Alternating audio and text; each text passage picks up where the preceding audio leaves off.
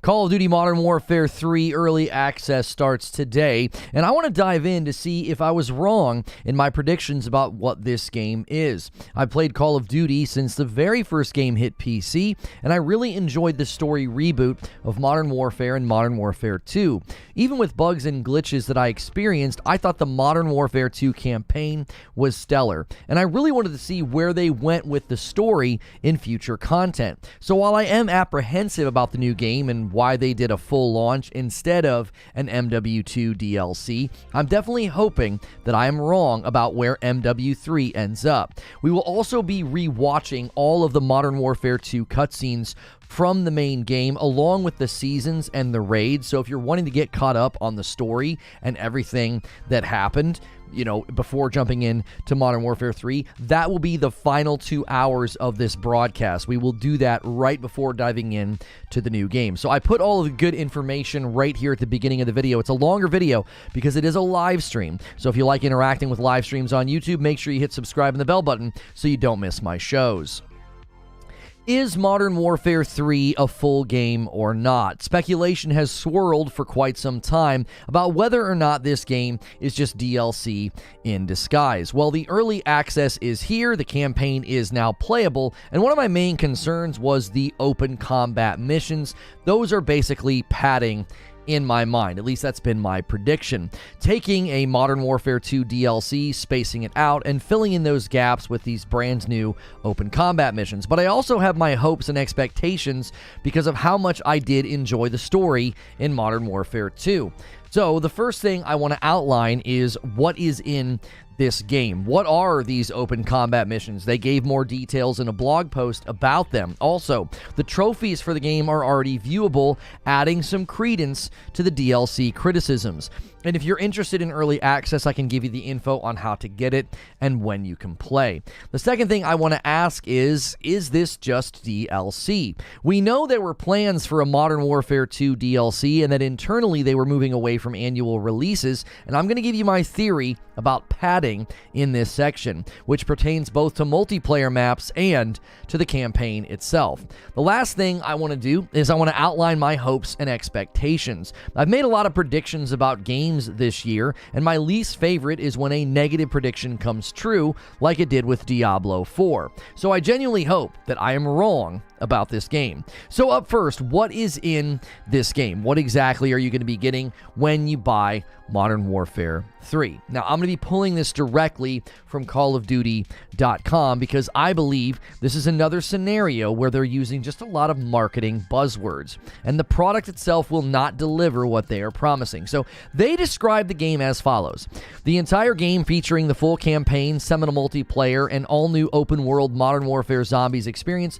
launches on November the 10th. Now, I will actually say that I hope Zombies gets a really, really good piece of content this time around. It's never really been my jam. I usually stuck to the campaign and like objective-based game modes with my friends like Headquarters, but I also took an interest in Spec Ops in Modern Warfare 2, but they were a bit glitched. They didn't work quite right for the first couple of weeks. I wanted to grind them for the raids, and that just sort of fell flat for me. So they later fixed them. I know they fixed them with updates, but I just didn't have the drive to go back and do Spec Ops again. Every piece of the game sort of started falling apart for me.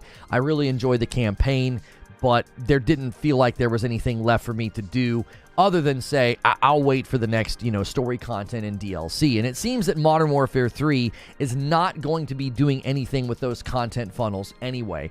Both Spec Ops and the raids likely either are going to get reshopped, reworked, or just scrapped altogether. It seemed like they were pushing into PvE content alongside of their PvP content, and that ultimately just didn't really stick. Now, I want to read you their description about open combat missions. As Task Force 141's rules of engagement have changed to fight the ultimate threat, so does the way you approach the campaign, as Modern Warfare 3 is set to redefine player agency, offering an unparalleled degree of freedom and adaptability thanks to open combat missions, dispersed throughout the campaign to create a seamless, intertwined experience with the more traditional missions. Now, we've heard the unparalleled thing before, and it always turns out to be a bit of an overpromise, underdeliver situation. So they're drawing a very clear line here, though. There are traditional missions, and then there are open combat missions, and they have established that there will be an even split between the two, 50-50. You're going to get half traditional missions, like the ones I've been showing you here for Modern Warfare 2 with cutscenes that are highly curated, and then the other half will be open combat. So, the blog post specifically about open combat missions tells us the following. Unlike conventional levels, the open combat missions transcend boundaries, empowering players with diverse strategies to achieve their objectives. Whether embracing the shadows with a stealthy approach or unleashing an all-out assault, the gameplay mechanics flexibility accommodate a spectrum of choices, enabling players to forge their own paths toward success. Now, if you can't feel the intentional overspeak and exaggeration here, I don't know what to tell you. It just feels very buzzword heavy. Like they're really trying to convince us that these missions are great. Now, they go on to say there will be fixed objectives that you can do, and you can do them any way that you want. They want you to craft your own experience. You do start with a set loadout, but you can switch your weapons. There will be supply boxes and things that you can use throughout the open combat missions and areas to sort of change up what you have. Now, in my estimation, I think they're going to be really, really mimicking stuff that they've done in other aspects of the game before, and I'll talk about that in a moment. Now, they allow free roam and the ability to return to rethink your plan. These missions allow for free roam within enlarged mission boundaries, but in exchange, there are minimal checkpoints, which actually offers you additional opportunities to return to your mission infiltration to rethink your strategy. One of the reasons I think they went with this plan is because they're planning to use existing maps and locations. As noted in the blog, you'll be returning to the Gora Dam from Verdansk. That's actually one of the areas they reference. So it's a place that you've already been. It's a place that's already built. Okay, keep that in mind. They're reusing a lot of stuff that was already built beforehand. And these open combat missions are not linear. I think it will be very much like what you experienced in Spec Ops or the DMZ. You drop in on the map, you've got objectives in different locations, and you can do them in any order and in any way that you want. They then provide 10 examples of what you can do in these open combat missions. And just listen to this. This is all not that serious. This is just what you do in basically everything and anything you've ever played in Call of Duty. These are the 10 things. You can do stealth, guns a-blazing, using your loadout, pick up enemy ordnance, scavenge for more, do it on foot, parachute, parkour, and more, in water, vehicles, kill streaks, and interactable items. I'm not trying to be overly critical, but this just feels like they're just describing what you can do in any of the open areas in Modern Warfare 2. Spec Ops and DMZ feature everything listed in that list. And the closing thought of the blog, I think, just really sounds like what I am describing. This is what they have to say.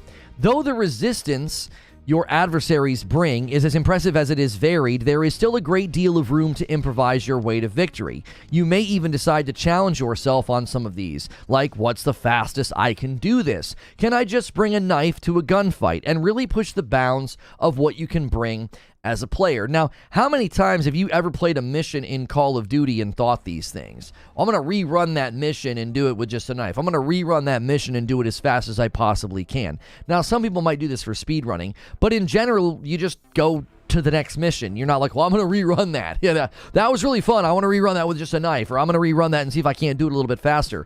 The missions, in my mind, that just sounds like Spec Ops. That sounds like DMZ. You're not necessarily being given a fully formed, curated mission. You're just given an open area with what will likely be pretty basic objectives. These missions, in my mind, are padding in open areas rather than substantive, traditional, curated, cinematically driven COD missions of old. If I'm wrong about this, I look forward to more than the content in the game. I look forward to making that video and saying, listen, I was wrong.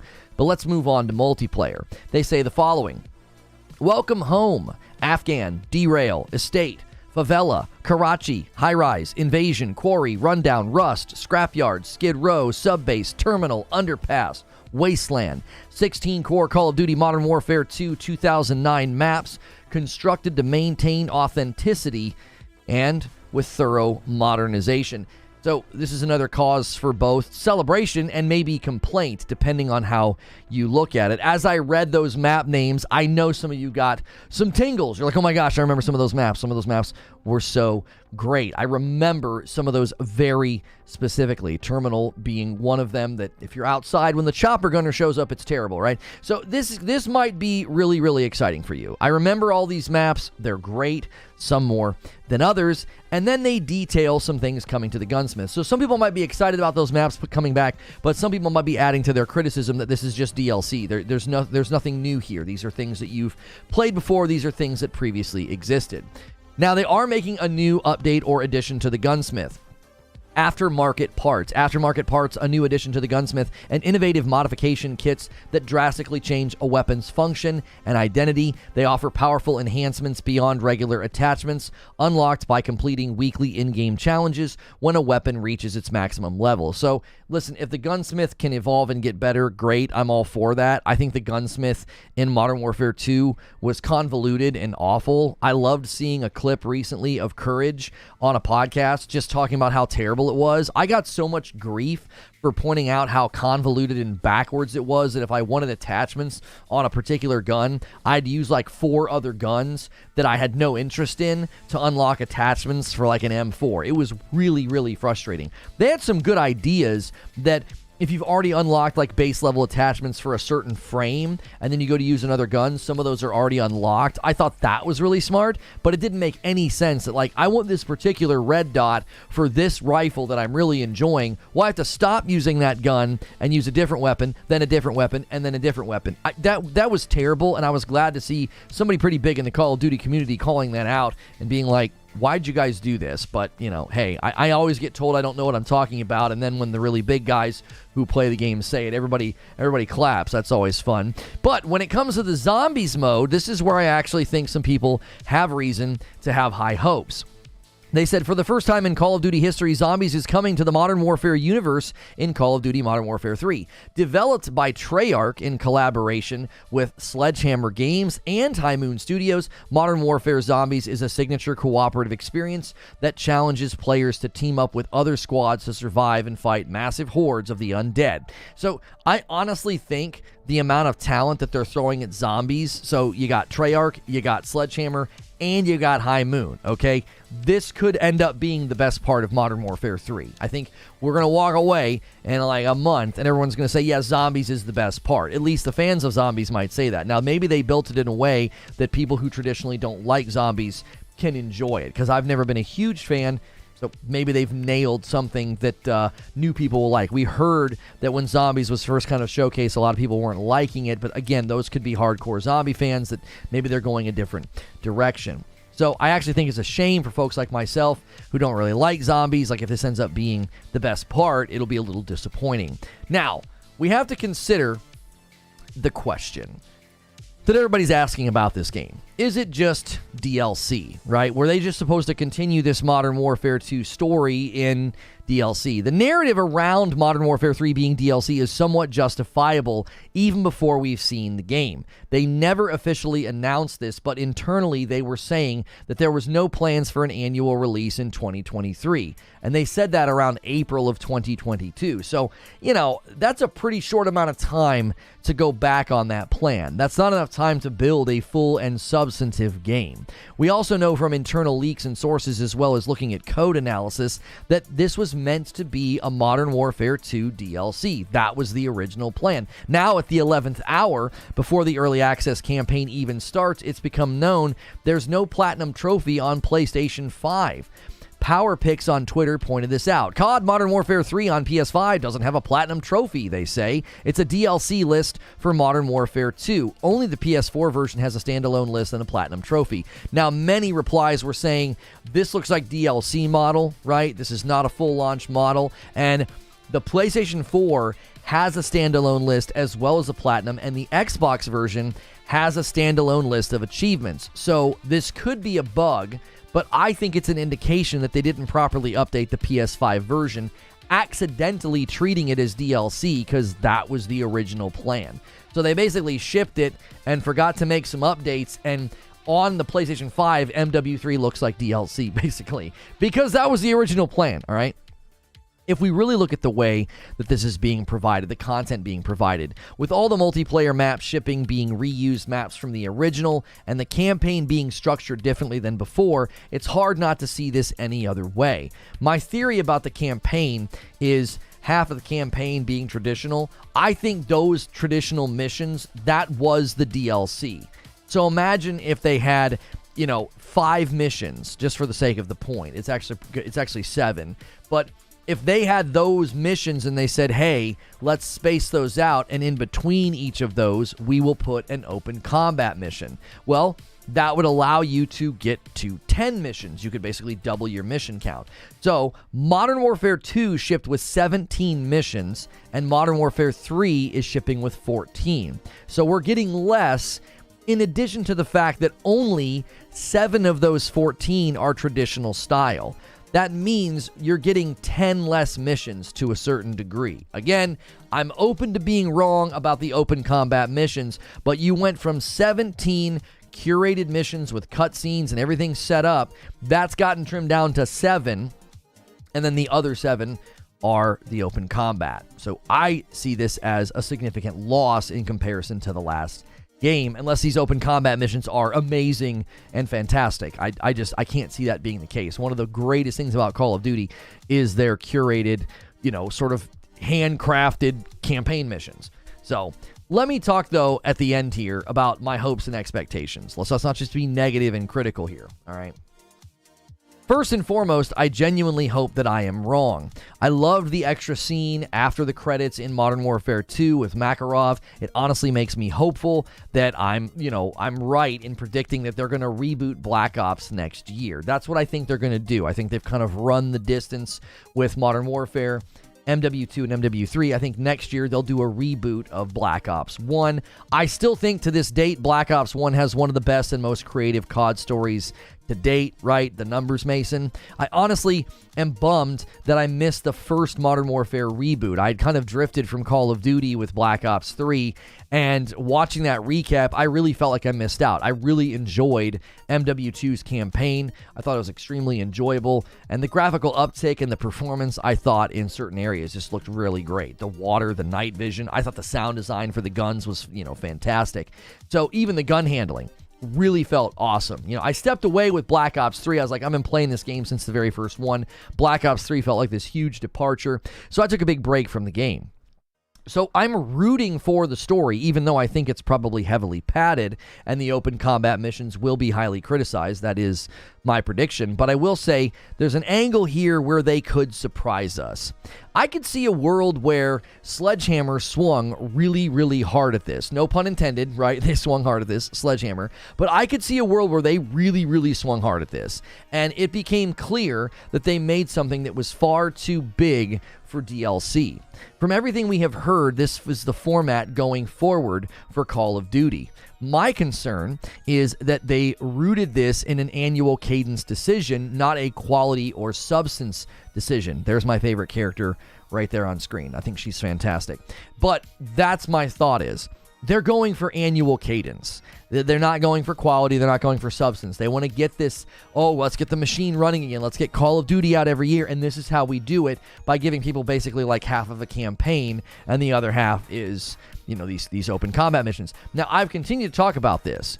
When you prioritize cadence over quality, it hurt Jedi Survivor. I think historically it has hurt Call of Duty with having to launch something every year. Even though they had 2 different developers at one time working on them, it still only gives you that small window to develop a brand new game. Now, I'm hoping that I get to make an I was wrong video, because even though 2023 has been a great year so far for gaming, the few disappointments that I predicted, they didn't feel like victories. I didn't like being right about like what happened with Diablo 4.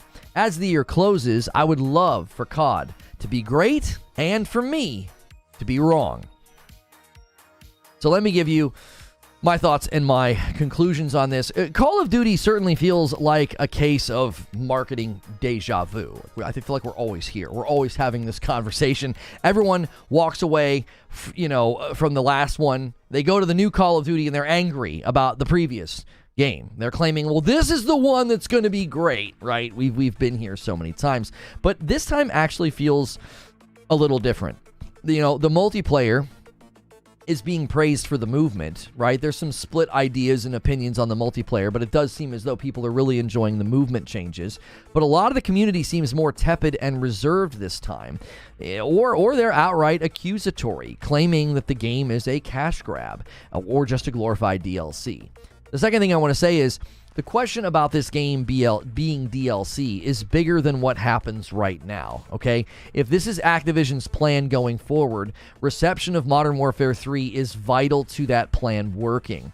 If this is highly criticized and it doesn't hit projections, they may alter course.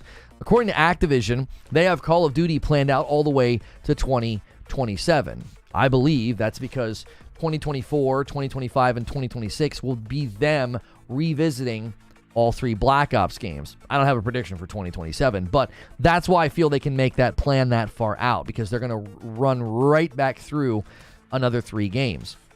And I think if they're able to pull it off, annual cadence would really line up well with Xbox's plans for Game Pass. Phil Spencer said he wants a big game every quarter at quality. Well, being able to always have one of those spots every year claimed by Call of Duty, that's probably very appealing to Xbox executives. My conclusion is this. As someone with a long history with Call of Duty, Modern Warfare 2 was a huge roller coaster for me. My first playthrough of the campaign was great, and then I did a second playthrough for raw gameplay footage, and it was full of bugs and a lot of soft locks. Then the multiplayer quickly became skill-based matchmaking whiplash, because apparently a 1.0 KD means I am stomping, and I deserve to be stomped by 3 and 5 KD players. When you play casually and you're not a hardcore Call of Duty player, I'm just trying to have some fun. I'm not trying to sweat. Being sort of burned out by PvP anyway, I played Call of Duty for a decade in my younger years. I quickly retreated to Spec Ops and had high hopes for Call of Duty leaning into PvE content. But Spec Ops was buggy and unfinished. It didn't feel like it was ready for prime time, right? And they pretty much set the runway with Raids. I think Raids got a middling response. This is one of the best scenes, I think, in Modern Warfare 2. Fantastic voice acting and performances by both Alejandro and Valeria. I absolutely love this scene. But to me, they sort of set the runway for me to drift away from Call of Duty again. But the story in Modern Warfare 2 was just too good. I want to see its continuation this time around. Let's just hope for all of our sake that they nail it, because if not, it'll be just another bad Call of Duty launch with everybody clamoring to look for the next one. And that's the show open. Thank you guys so much for being here. Make sure you smash the like button. Almost 500 people here already. We will be diving into the game. We will be rewatching all of the cutscenes from Modern Warfare 2, so that way we can kind of run this one right in to the next one. Her facial expressions in this scene in particular, this right here, to prevent bloodshed. Oh my gosh, the way she mocks him, it's great. It's great. They did such a good job with the emotion capture. You know, she's fantastic. You didn't see it coming. I didn't see it coming. Nobody thought this like hardcore, interrogation was the actual boss. I thought it was excellent. Let me get everything set up here.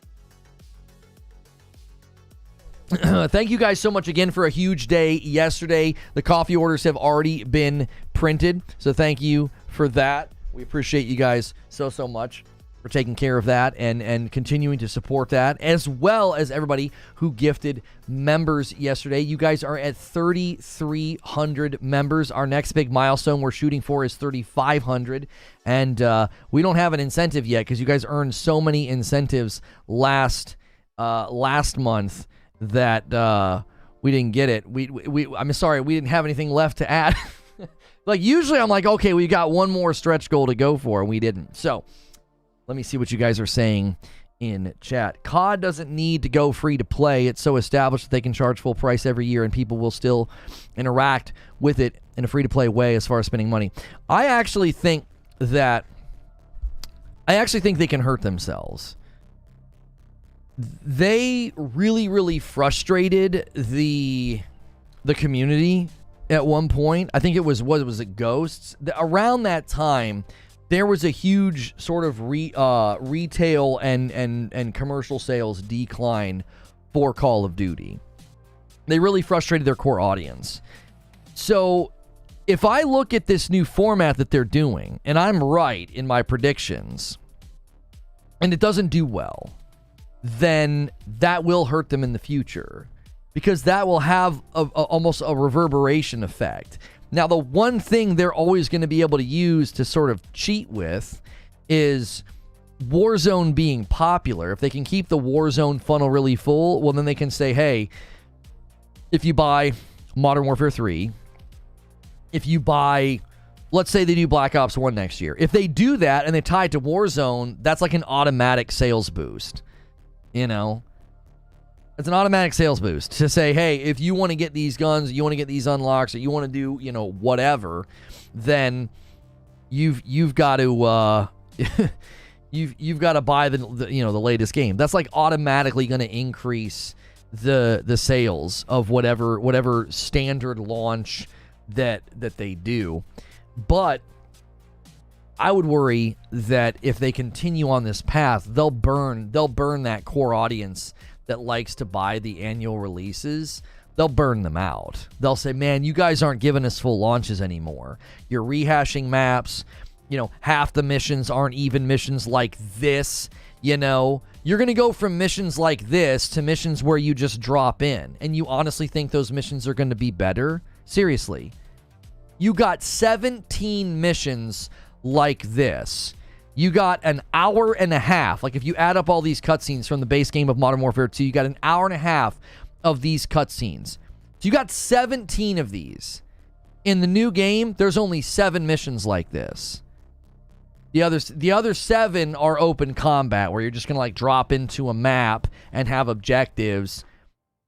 I really think people are setting themselves up for disappointment by thinking those open combat missions are going to be going to be good. Like, I don't think they're going to deliver what you're used to getting from Call of Duty. Solemn says, they better keep a good thing going for themselves while they can. You go free to play and you lose money, and then you try to reverse it. Yeah, I don't think they could ever go free to play with the annual release. I don't think that would work. I don't. They make way too much money on the annual release. I don't even think Xbox is going to put the games on Game Pass day and date initially. I think they'll wait a couple years. Because there's just so much money to be made by selling Call of Duty. You know? Sounds kind of lame. I've gotten a lot of grief for my criticism of the open combat missions. I have. Oh, this shirt?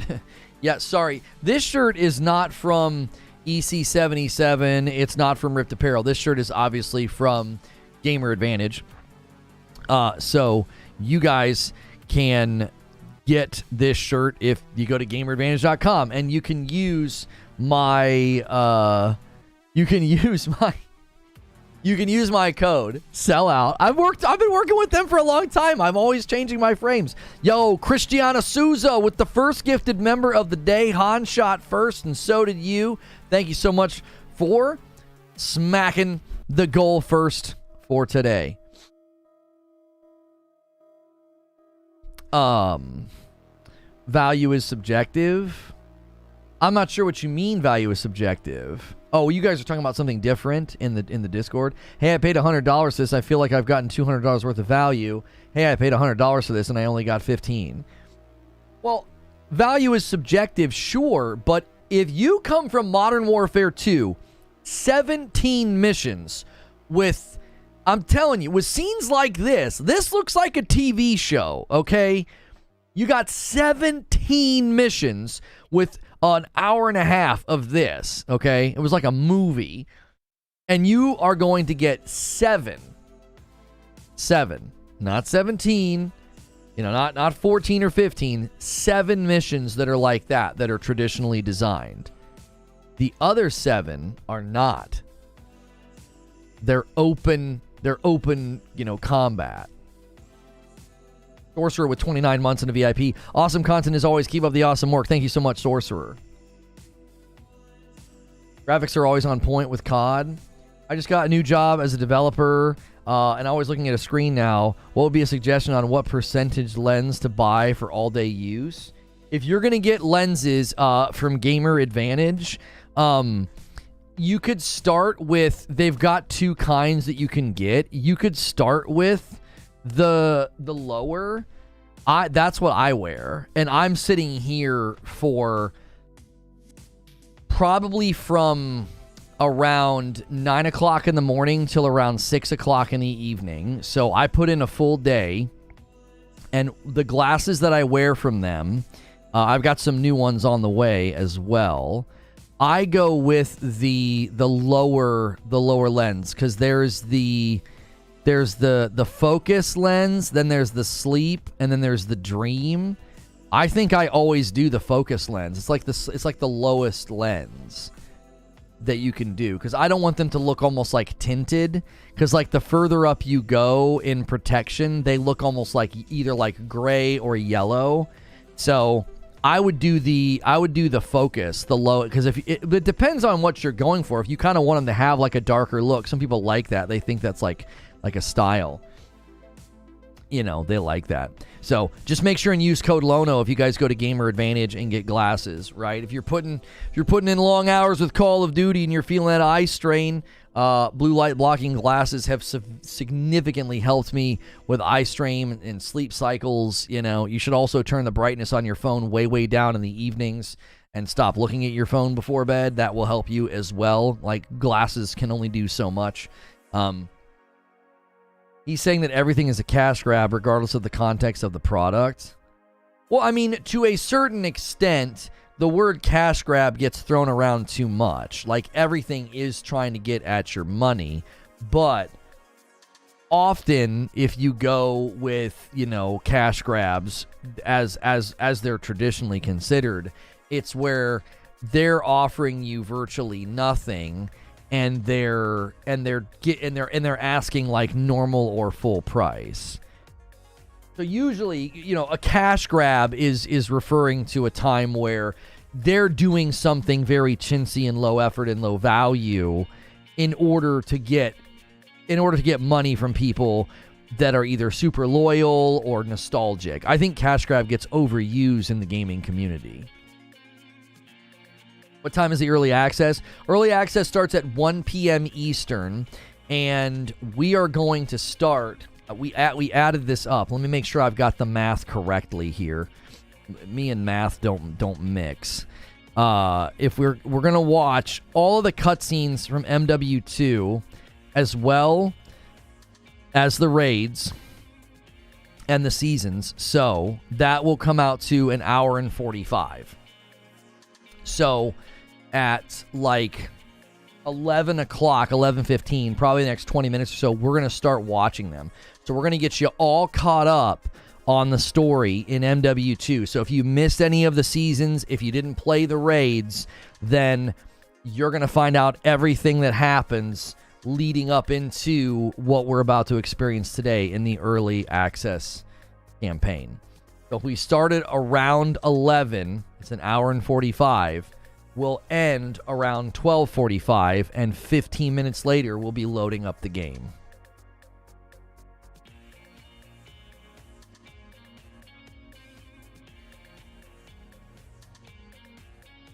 You don't need blue light blocking glasses for Halo Infinite unless you bought the blue. Oh, I don't need blue light blocking glasses for Halo because I haven't been playing it. Anyway.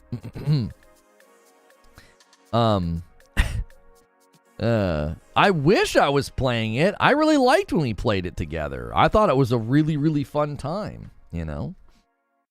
If I pre-order the $100 version on Xbox, I'll have early access today, just the campaign. You do not have to get the $100 version. You just have to pre-order the game. As soon as you pre-order the game, you get early access to the campaign. The $69 version comes with early access to the campaign. So, you do not have to do the $100 version. Halo's getting massive numbers right now. It's getting massive numbers. It hasn't seen I don't know if I would call it massive on on Xbox, it's in what place is this? 3. So that's 1, 2, 3, 4. It's in 15th. It's in between Forza Horizon 5 and Destiny. I mean, I don't know. It being close to Destiny is actually pretty impressive. I mean, daily numbers for games like Destiny, even Diablo 4, it's above Diablo 4. I would actually say that's really good. That actually is really good. You know? It's probably hard, especially when a new Call of Duty comes out, but that's actually pretty good. 15th place for Halo after all this time. You know, I would imagine that's purely word of mouth at this point.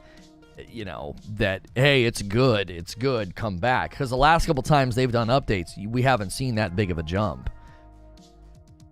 I saw really, really cool footage by, what's his name? He does interviews and stuff on Twitter. I follow him.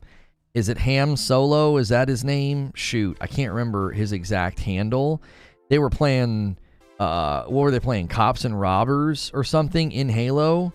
Yeah, Ham Solo. And I was like, that looks really fun. Like, I always loved, whenever we played Halo Infinite back in the day, I always loved when we played the custom games. They were really, really fun.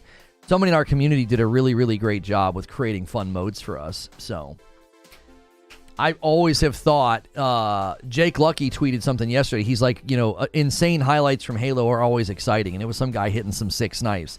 And I agree. I'm like, man, like I said, in the lead up to Halo Infinite's launch, there's just something about Halo, you know? There's just something about it. It's got something secret in there that can always kind of get people excited again. They've just got to... I just think they've got a lot of work to do. But it sounds like they're already doing good things.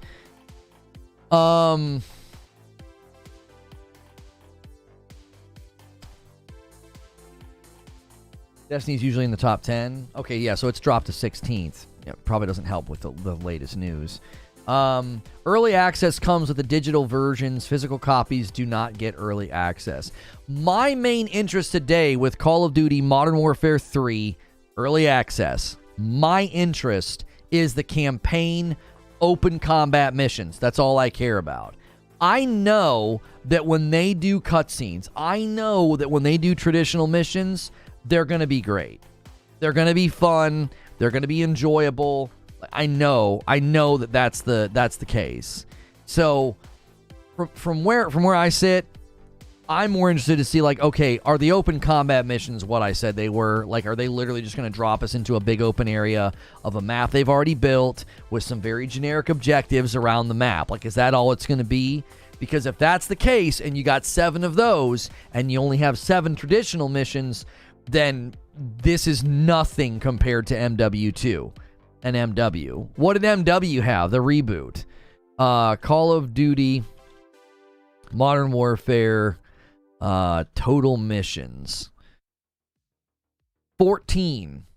So when they rebooted Modern Warfare, they gave you 14 missions, and then the latest Modern Warfare 2 had 17 missions, and then the game coming out today, early access, Modern Warfare 3 has 7 traditional missions. So Eugene says, I'm disappointed they're seemingly not doing anything with the DMZ for a while. Do you think that has anything to do with the open combat missions, Eugene? Like, they don't want people to see the similarities between the two? Like, if you could boot up and play the DMZ, you know, John Always gifts a member. Thank you so much, John Always, for doing that, taking us a 2 on the day. We had an amazing Friday last week. We had an amazing day yesterday. You guys are at 3,300 members.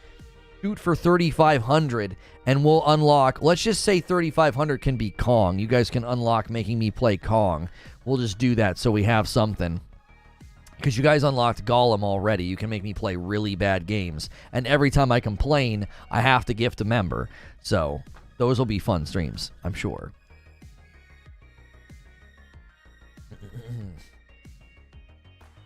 Why shape your opinion of something you've already purchased by the opinion of others? I'm not sure what you're talking about, Willie.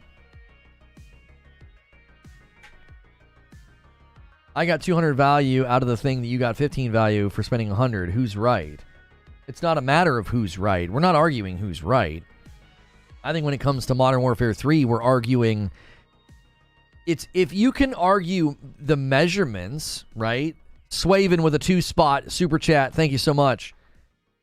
Not sure, says Jake. DMZ is still active and playable from the same menu. I just think they don't know what to do with it. I mean, I could actually see that, Jake. That they don't know what to do with it because it's like, well, you got to reset it somehow. And if you reset it, you probably hurt people's engagement with it because the grind was incredible. And you grind all that time. And then when they reset, people were like, what the heck? Swaven says, what website do you use to see game usage rankings? If you Google most played Xbox games, you can go to Microsoft.com/E. Here, I'll just show you. Let me just maximize this. Hang on. Boom. So if you search for most played games Xbox, it brings you to this official Xbox website, and you can see like what the top 5 games are right here. None of this is surprising, right? Fortnite, Call of Duty, Roblox, Rainbow Six Siege, NBA 2K. So you almost can't even count these ones. These are kind of givens. So Starfield, that's holding strong. I mean, that actually is impressive considering how fast Steam abandoned that game. But Halo Infinite is right here hanging out with Destiny in 15th. Destiny's in 14th. So that to me is, Halo kind of holding its own. There's a lot of big daddy live service games up there, Talent with the $2 super chat says DMZ is still in beta. Yeah, I guess that's true. Yeah, and GTA Online, look at that. Halo is in a great spot. I kind of feel like we should play it. I had so much fun during the launch month of Halo with you guys. I really did. We played it so much. Chase Haddon with 12 months of membership. That's gold, Jerry. Keep up the good work. Thank you so much, Chase. I appreciate that. Steam hasn't abandoned Starfield. I mean, yeah, I would say that it has. If you look at the review scores and you look at the numbers, yeah, 34,000 player peak in the last 24 hours. And if you go to the store and look at the last 30 days of reviews, yes, I would say it has. So we're talking about Call of Duty, though. Yeah, they have a 53% rating in the last 30 days. That's pretty well abandoned.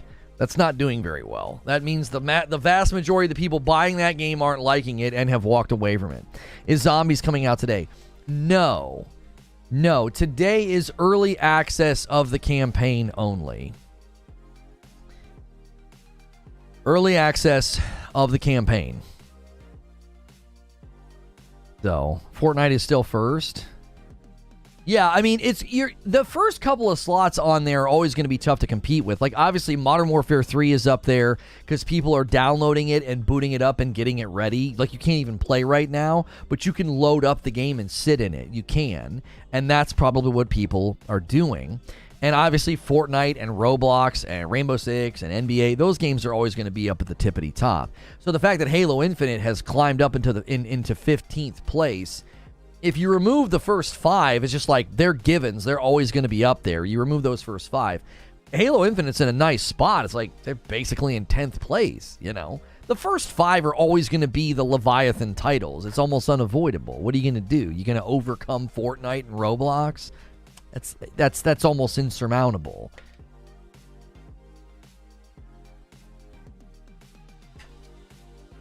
So the question on the table, though, since we can play the campaign today, and we are going to be rewatching all of the cutscenes.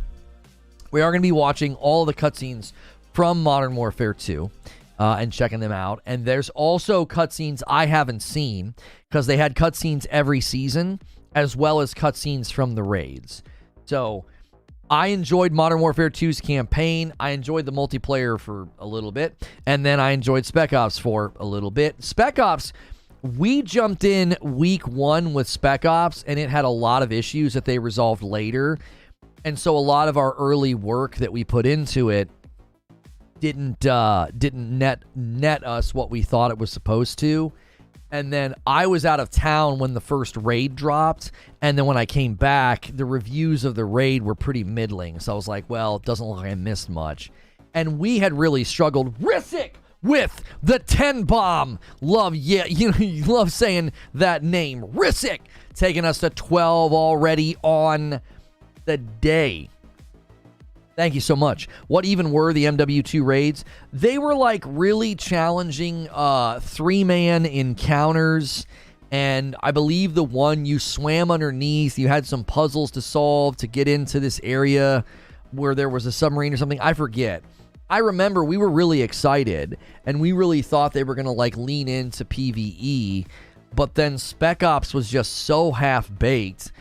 And stuff wasn't working initially. You guys got to remember, everybody always forgets, that when Modern Warfare 2 launched, there was stuff just like that didn't work. There were glitches, there were bugs.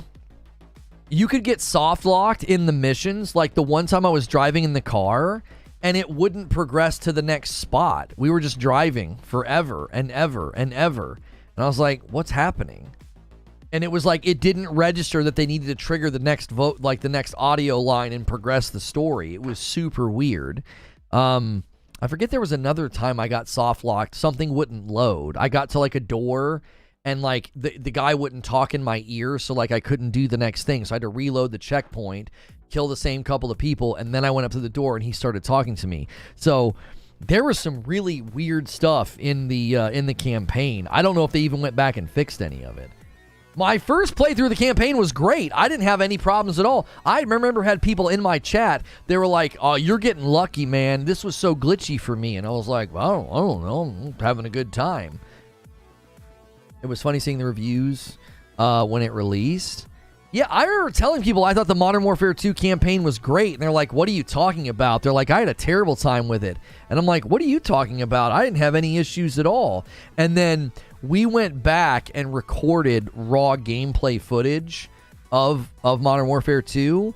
And it was like every mission had something weird happen for me. I had one where the enemies wouldn't shoot. They wouldn't shoot. It was super weird. They would peek and they would look at me, and there was a guy like in a window just like looking at me. I was like, it was like when you're playing online and the internet goes out and all the enemies just kind of, all the other players just like stand there. It was super strange. I had so many weird things happen my second playthrough. It just didn't make any sense. It was like, none of this happened the first time I played. What did you play the Modern Warfare 2 campaign on? I remember being very pretty. I played it on the PS5, and I remember I tried the 120 FPS mode and was very impressed. I could not believe how good it looked and how well it ran. I thought the lighting and the sound effects, I thought all of it was very, very good. It was very strong. There was no shadows for me or reflections. I didn't have that glitch. I thought the graphics were fabulous. I was like, man, this game looks great. Especially like the cutscenes. I thought the cutscenes were really, really good. First playthrough flawless. Tried to record it, went off the rails. It was so frustrating because I'm just sitting in my living room thinking, okay, I know what happens in the missions. I can generally play the missions pretty fast and effective. I hit record, go to play, and I'm like, what's happening? I can't advance. I got to restart. So then our footage is all bad. It's like when you're not, the bane of being a YouTuber. If you're not recording, you'll make like 8 great, amazing plays. And as soon as you start recording, you just start dying. It's the worst. It's the absolute worst. How long till the game releases? If you pre-order the game, you can jump into Modern Warfare 3 Early Access campaign today in a couple of hours. No, nothing happened with Titanfall. Nothing happened with Titanfall. The embargo lifts at 9. Eastern? Oh, the embargo already lifted and nobody's posting reviews yet? Yo, what's good, Poet Anderson? Thanks for the gift. That was beyond kind of y'all. Hey, man. No worries, dude. Glad to have you back. People went a little crazy yesterday. I had to gift a 50 bomb. We had 250 members, and then I had to drop a 50 bomb. And, yeah. I really enjoyed playing multiplayer with my friends, but like almost all multiplayer games nowadays, it was ruined by suspected cheaters or impossibly good players. Yeah, I mean, I didn't run into cheaters. You got my sub, bro? Thank you. I didn't run into cheaters. The issue that I ran into with Modern Warfare 2's multiplayer was your first 2 games always felt pretty good, right? I'd get like a 1 or a 1.5 KD, and then the next 3 games were just terrible. I was going against super sweaty players. They're bunny hopping around corners. They're dropping 3 and 5 KDs. And I'm like, bro, no. I don't play like that, dude. I'm just trying to chill. I'm just playing with the boys and laughing. And a 1.0 is good. I'm fine with that. But I start getting like a 0.5 and a 0.4 because I'm getting rocked by dudes that just live in Call of Duty. I'm like, yeah, I don't like this game enough to put up with this. You know, I'll go play something else. People are like, get good, bro. Go play something else. I'm like, I'll do that. I will. I don't like the game that much. It's very, very fun casually. Like, I'm just playing casually. You know, I don't know. Fly casual. It's like, I'm just playing casually.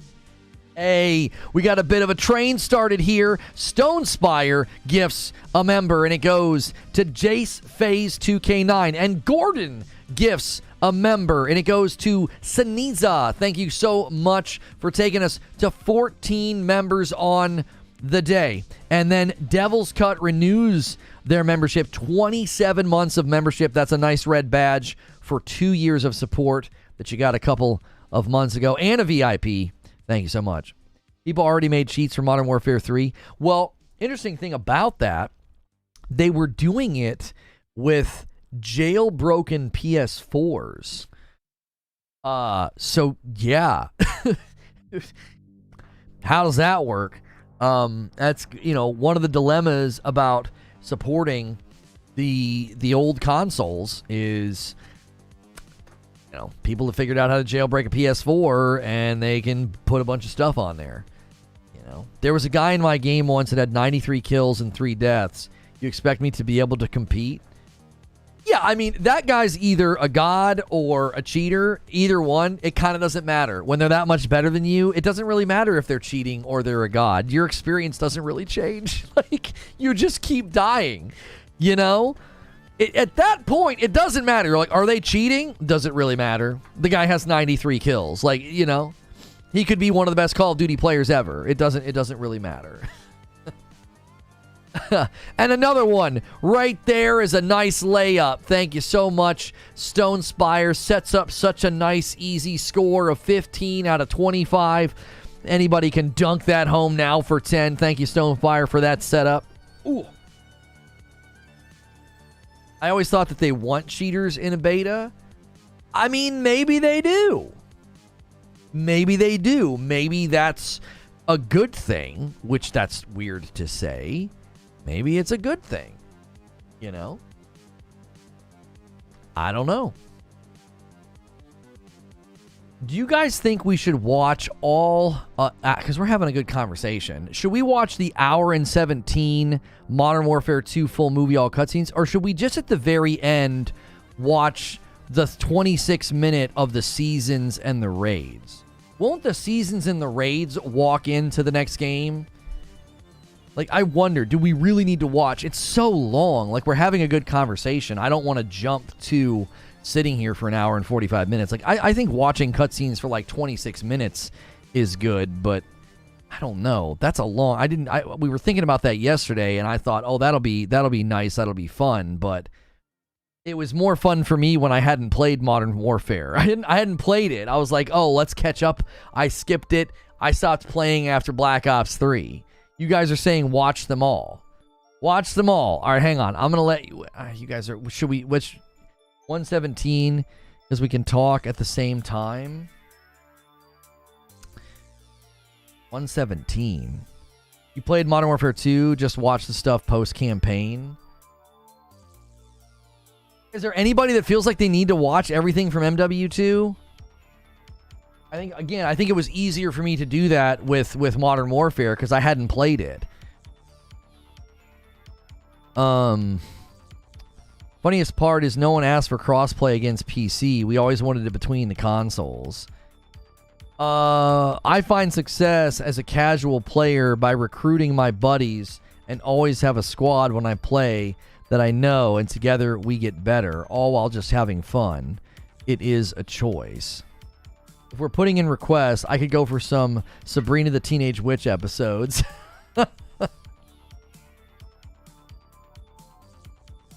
MW2 and its DMZ game mode is the first game that pulled me away from Destiny. I can't tell you how liberated I feel. A lot of games came out this year. That had people saying that.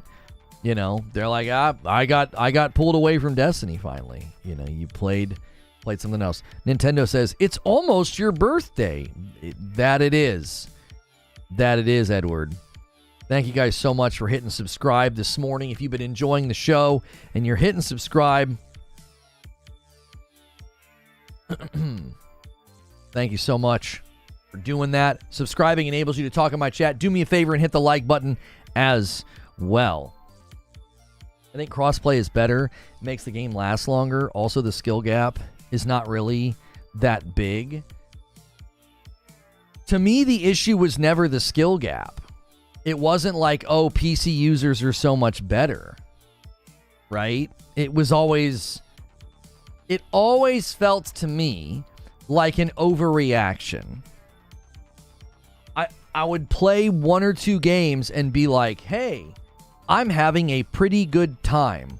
I'm drinking a beer and laughing with my buddy. I'm not running around sweating. I'm not snorting G Fuel off the desk and like racking up kills, dude, putting up W's. There were times where I would lose in the first two games, but I had fun because I was able to, get a decent amount of kills. So I didn't even care about losing. I could lose, and if I got a 1 KD, I'm like, yeah, that was a fun game. I got some kills. I got some kill streaks. I unlocked some stuff. That was pretty sweet. And then all of a sudden, I'm in a match where I can't do anything. I'm like, oh, that guy's got a 3.0. That guy's got a 5.0 KD. They're jumping around every corner. They're insanely fast. They're running a meta build. And I'm like, bro, I'm just trying to chill, man. I'm not trying to win a tournament. What is this? And then I go horribly negative, and people are like, well, you just have to get good. You just want to stomp noobs. I'm like, I didn't realize getting a 1.0 KD was stomping noobs. Like a 1.0? Really? Like, I lose sometimes and have a 1.0, and I'm having a perfectly fine time. It's like, I don't care. It's more about the am I having fun than am I winning. I don't mind losing if I feel like, hey, that was a pretty close game, or hey, I did pretty well even though we lost. That's fine. Like, but if I'm not having a good time, I'm just in some guy's montage where every time he comes around a corner, I'm like, hey, there's a dead. Like, it's not enjoyable. Turbo with the 5 spot. End of the campaign has way more to do with MW3. Raids was just about one dude betraying 141, but they do both tell us the Russians are the next concern. I just don't know if I want to watch an hour of a campaign where I already know everything that's going to happen. I mean, I guess it's good to be reminded about everything that happened, there was a time where I liked leaning on stuff like that, but now I'm like, I enjoy the talk show so much that I don't like not being able to talk to you guys. It's a me raid. Hey, Captain Steve, how are you?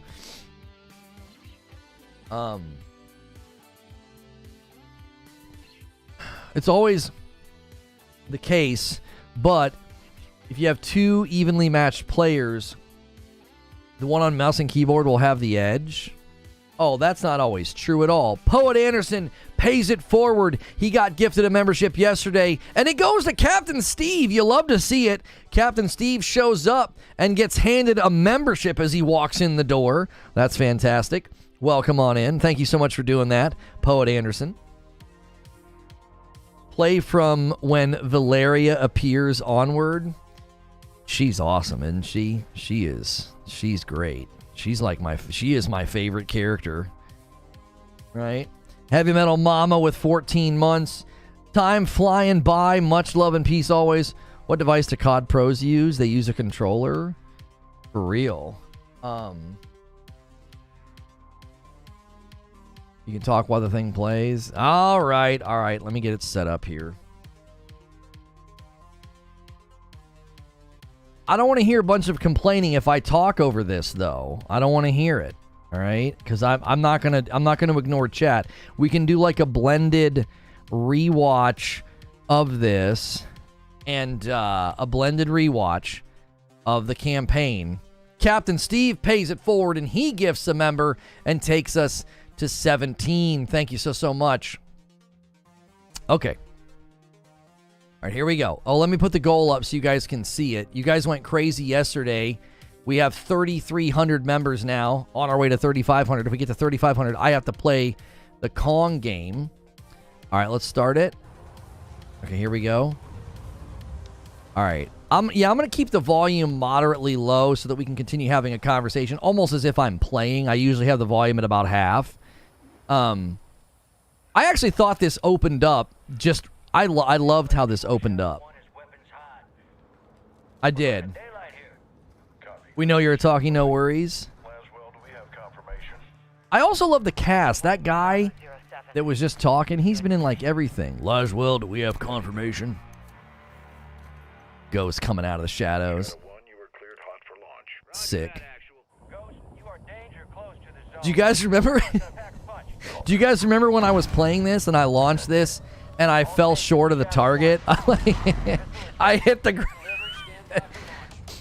ground like 100 yards short. 33,000 subs, that's great. Yeah, we hit 33K.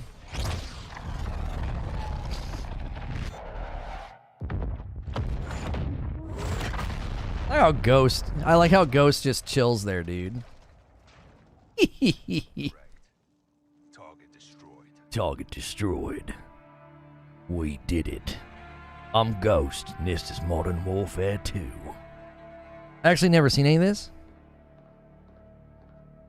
This is where you'll see the... I think they do really, really good capture of their faces. Laswell. General Shepard. Well, I know that look. See? Are we at war?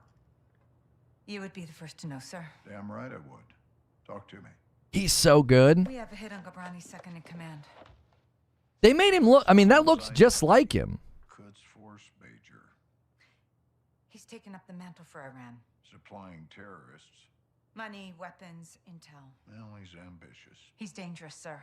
He wants retaliation for the Gabrani strike. He's planning something. Well, we can't take him in Iran. He's not in Iran, sir. He's on the ground in Al-Mazrah. What the hell is he doing in Al-Mazrah? There is only one way to find out, sir. Well, let's get him. What time is it now? Who do we send? I just thought this was such a good setup. Like, I really liked it. I felt like I was watching, like, 24 or The Unit, you know? That's what it felt like to me. Let's get ourselves a win, yeah, LT? Save your seat, sir. Fucking hell. Ghost, you copy? Yes, sir. Any issues? Negative, sir. Out here. Airstrikes are hitting enemy positions bordering Al-Mazrah. Ghost is awesome, dude. Intel confirms a concentration of AQ He's been in a lot of stuff. in the valley. It looks good, but it's no the day before. Soldiers guarding 3 structures. That's Major good. Hassan may be holed up inside. Go Ghost and Soap will lead a Marine Special Operations unit to kill or capture Hassan tonight. One helo will insert 2 teams at separate offset points bordering the target area. Bravo team will sweep and clear buildings 1 and 2. Yeah, he was in 24. Building 3. Yep. All shooters have execute authority, but we want Hassan alive for interrogation. Be advised, Major Hassan is AQ's lifeline. Guys, make sure you're smashing that like button. Let's get to 300 likes. Good hunting. Bravo team offloads here. Alpha team stays on board to land downrange. Both teams meet in the middle. Remember, we want Hassan alive, but this is capture or kill.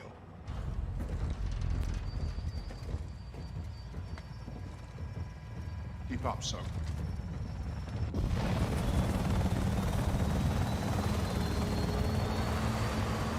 This is just all the cutscenes, so they're skipping the gameplay, which is fine. So he was here.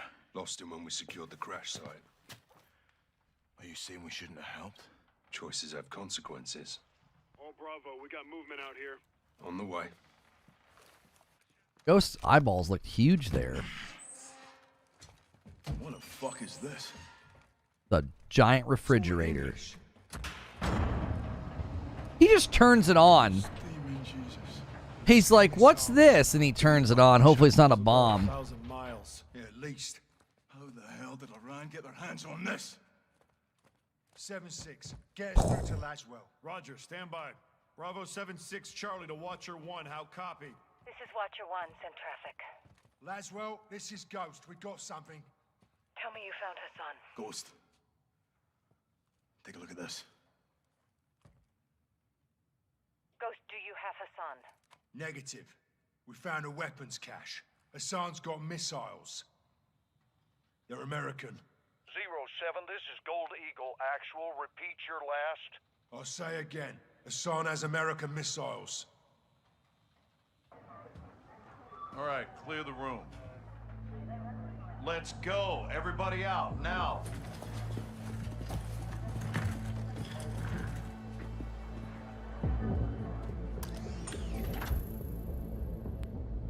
Iran is in possession of American missiles. American missiles in AQ's hands. Hassan has been passing out our ballistic missiles like it's fucking Halloween, and we didn't know about it? Gives Iran plausible deniability. Oh, deniability my ass. Iran's all over this. I want to know how many they have and where they intend to use them. If Hassan is moving missiles, he has a smuggling partner. Well, then I would advise you to find out who that is. Give my team 2 hours with those missiles, sir. I will know everybody who's ever breathed on them. Negative. I want them destroyed. General, there's valuable intel there. This is an intelligence failure, Laswell. It's not going to be a tactical one. There will be 500 enemy soldiers on that site by sunrise. We need a win fast. Gold Eagle actual to Ghost. Move your team and call for fire. I want those weapons destroyed. Roger that, actual. Amsterdam.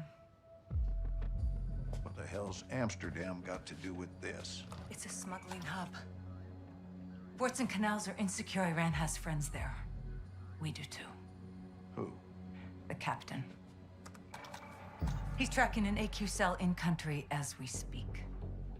Well, that's the first good news I've heard all day. I'll link up with him and handle this myself, sir. Kate Laswell back in the field? I want this done right. No mistakes. My sentiments exactly. Kate, I want Hassan boxed up and gift wrapped. Until then, you keep this tight. So good. It looks just like him. It's unbelievable.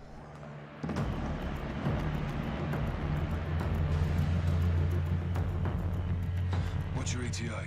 Less than an hour. Where are you now? Canals. Under a bridge, watching an AQ boat. Is it carrying a missile container? Negative. Not this one. Well, let's hope it leads to the one that does. I'll be in touch. Guys. You set? Good day, Cap. Let's get after it.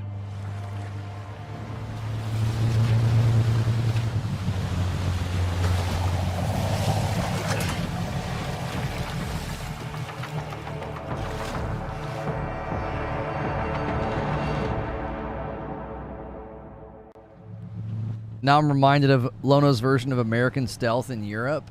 Hey, man, I do the best I can. They give me guns, I'm going to use them, brother. Like, if you don't want me to start shooting stuff, then don't give me a weapon. Copy, John. What do you got? AQ loading cargo onto a barge. That's your target. Get aboard and find out who they're working with. Rog. Sentries on the perimeter. A lot of gaming rumors on your feed today. Hopefully some come true. What are you seeing? Barge. You two get to work. Out. All right, let's split up. I'll say the outside. You clean up the docks. Stay quiet. I'll meet you at the barge. Check. On you, Cap. Is the dot in the middle of the screen always there, or did somebody turn that on in their settings when they recorded this? The dot's there for cutscenes? The Black Ops Cold War campaign. I stopped playing Call of Duty after Black Ops 3, and I came back with MW2 last year. So I missed Cold War, I missed Vanguard, I missed the MW reboot. I didn't play any of them because I was just so burned out on Call of Duty. So I came back with MW2. I played every Call of Duty up to Black Ops 3, and then I took a break from the franchise. I just couldn't do it anymore.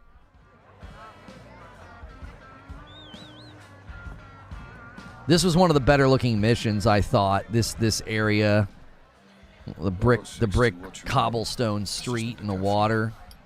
2 to 10 to my 3 o'clock. 1 cartel, 1 Iranian. How cozy. What are they up to? Conducting a transaction. Electronically. Affirm.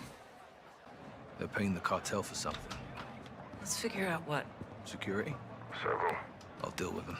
Well, don't take all the fun, eh? Copy. Coming your way now. Syringe. Poison? Non-lethal. It'll take him out of commission. CIA shit. Welcome to my world. Use the needle on the guards and we roll up our cartel friend. And you? Exfil. Say when.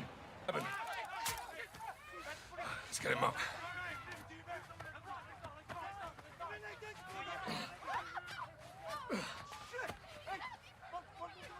Watch out. Time to move. Copy. On my way. Get him in. Nice work. You too. We need to find where they're moving Hassan and intercept him. Yeah, we'll wake him up. Have a little chat. Why do we know we'll talk? I can be very persuasive.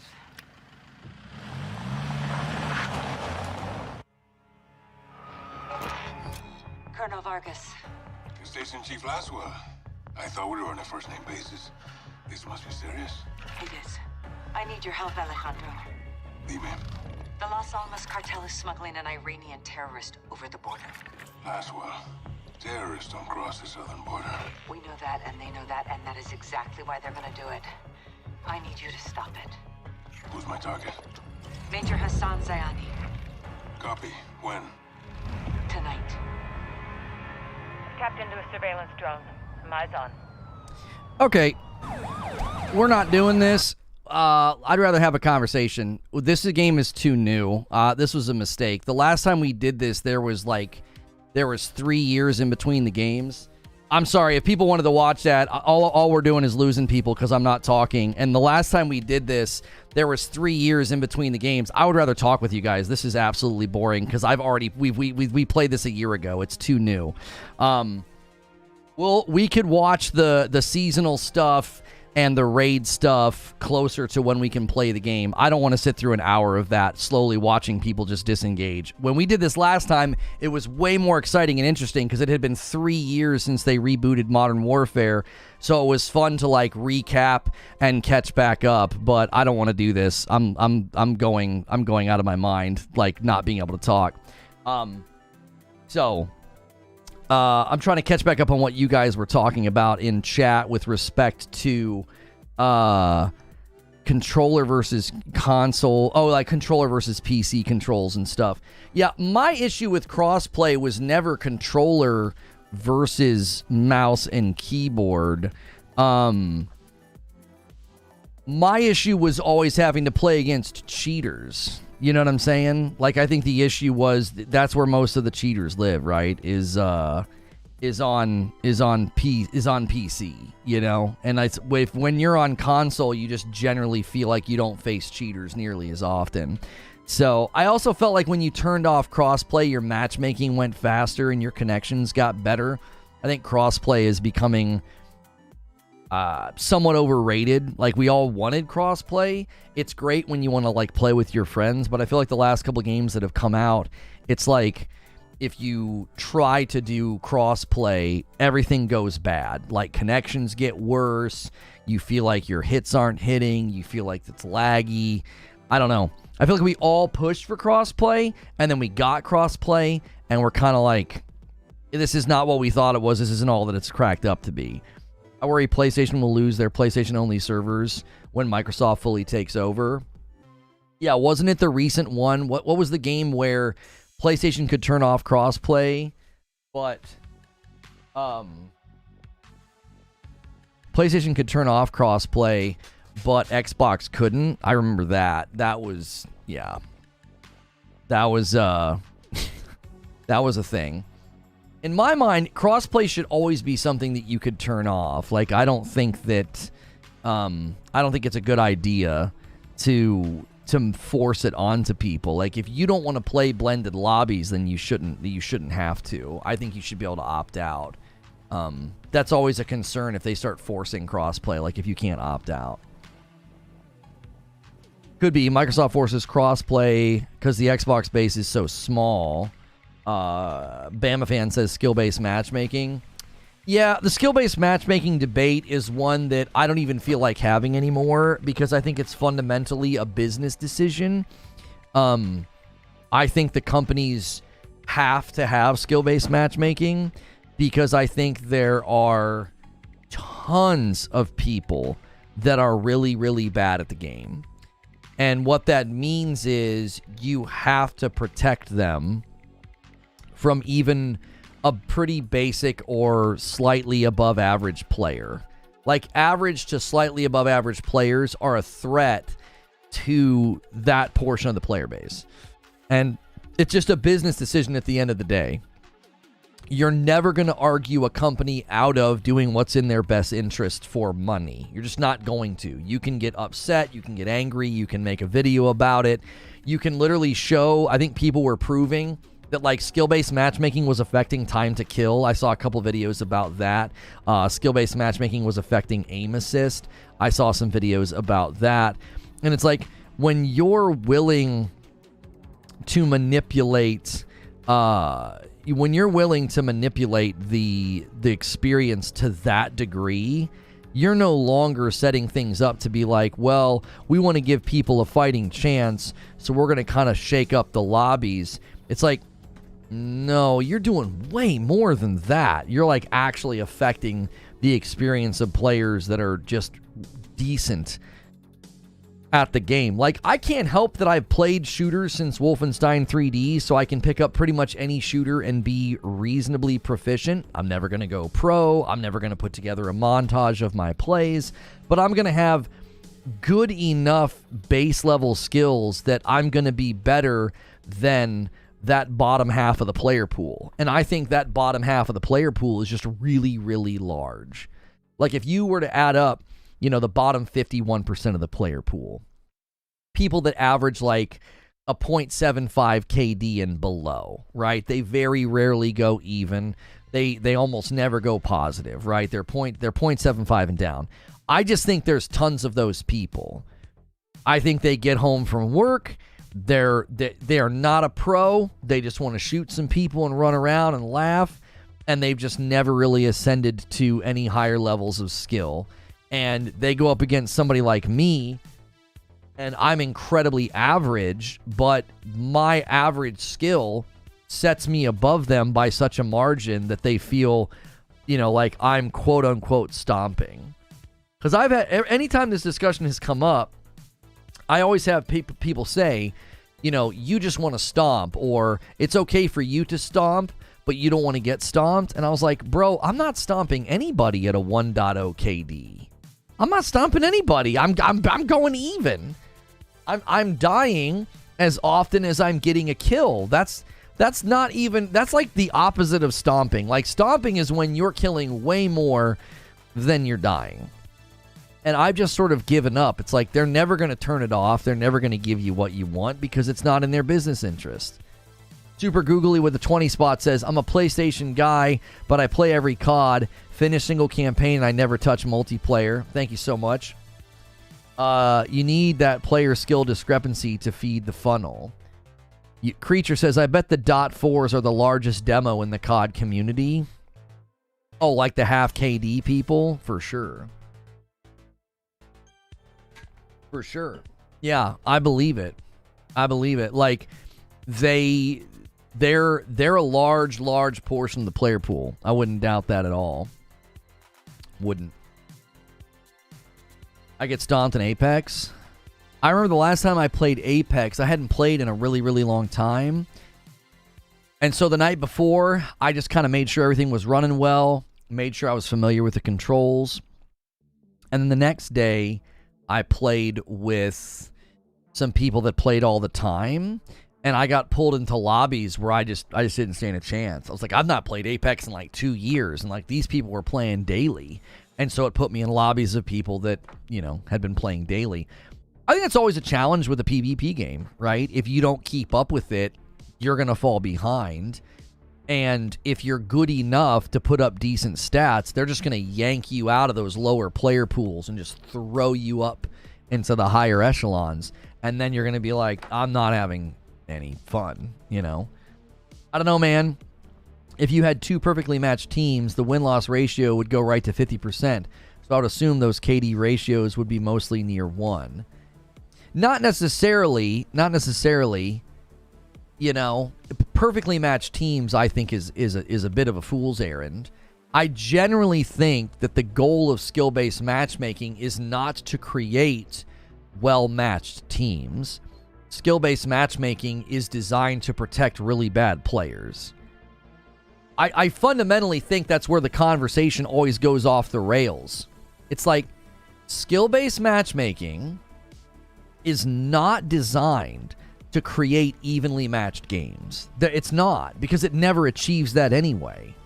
I always go from games where I'm doing okay. Like the one night I was playing with Hilly, I had like a 1.0 KD, and we lost a game. Like, we didn't even lose. We didn't even lose. I'm sorry. We didn't even win. We lost a game.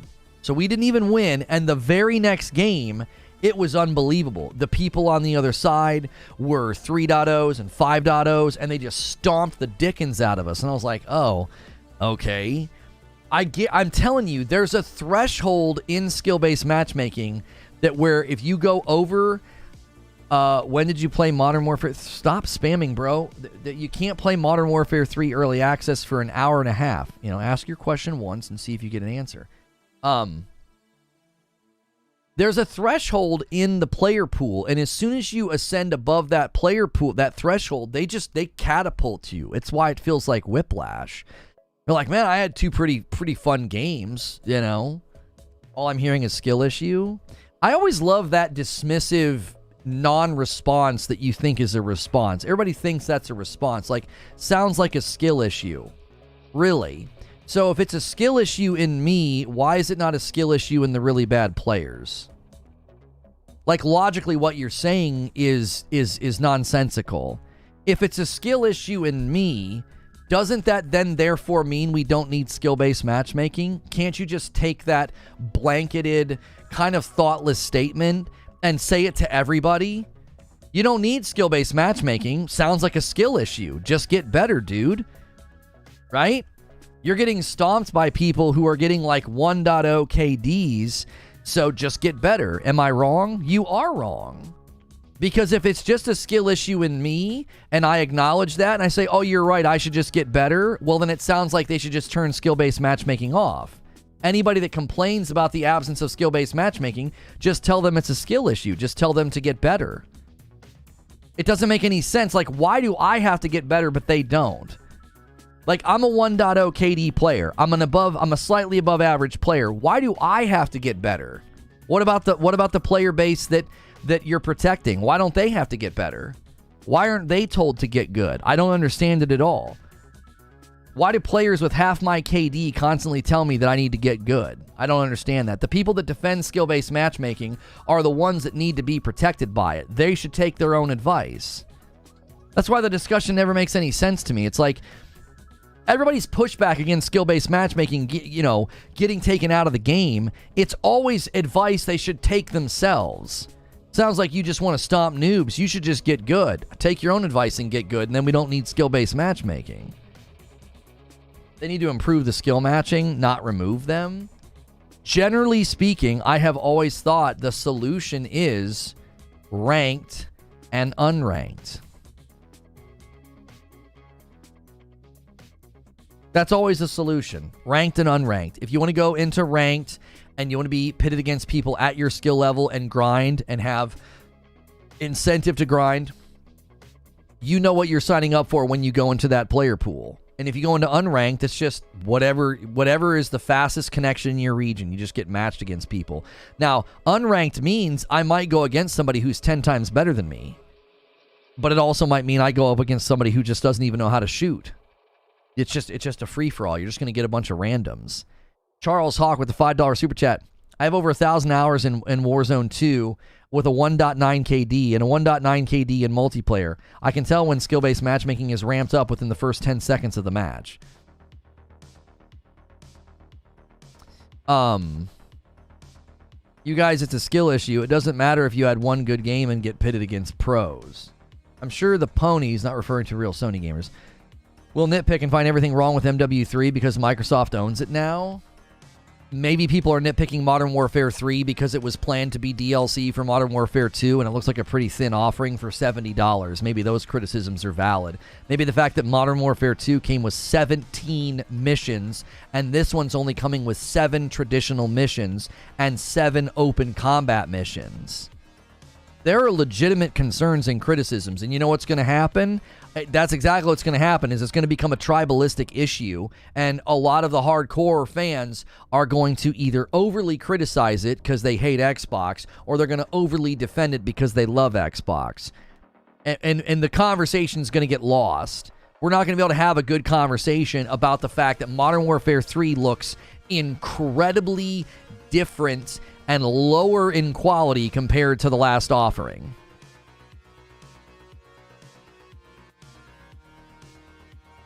Like, all the maps are from a previous game. All the multiplayer maps are from a previous game. They're all MW2 maps. And half of the missions are not traditional missions. You're going to get 7 traditional missions compared to 17 in MW2.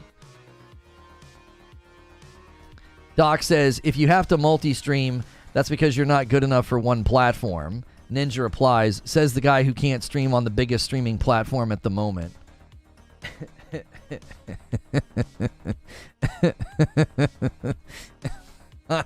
I mean, I kind of appreciate Tyler taking a shot because what Doc's saying is ridiculous. You know? What Doc is saying is ridiculous. Multi-streaming is good. You know? Multi-streaming is good. It increases your footprint. It's not a matter of you have to multi-stream. It's if can you. Like, multi-streaming can be really good for you. MW2 was very bad. MW3 is already way better. How do you figure? In what, Harvey Dent, in what way is Modern Warfare 3 already better than MW2? Modern Warfare 3 is not even out yet. But in what ways? Like, what are you adding up to claim that? You've got to be like looking at MW3 and MW2 and you're stacking and you're saying, oh no, this one's higher. What are you stacking up for MW3 that's getting you to conclude that? Win-loss and KD is math, a ratio or an average, so you should have some games that you feel great and others that you get crushed, but over many games, good matchmaking equals average approaches 50%. Thank you so much, Raptor, for 5 gifteds and takes us to 22 members on the day. You guys hit 3,300 members yesterday. 3,500 is within reach, and you can unlock me playing that Kong game. Early in the month is a great time to go for milestones, by the way, because you have a big head start. We have no idea why Doc got banned from Purple. He got a settlement, which means they did him wrong. They settled out of court. They settled with him instead of getting sued, which means he had a case. You don't settle with somebody that you can beat in court.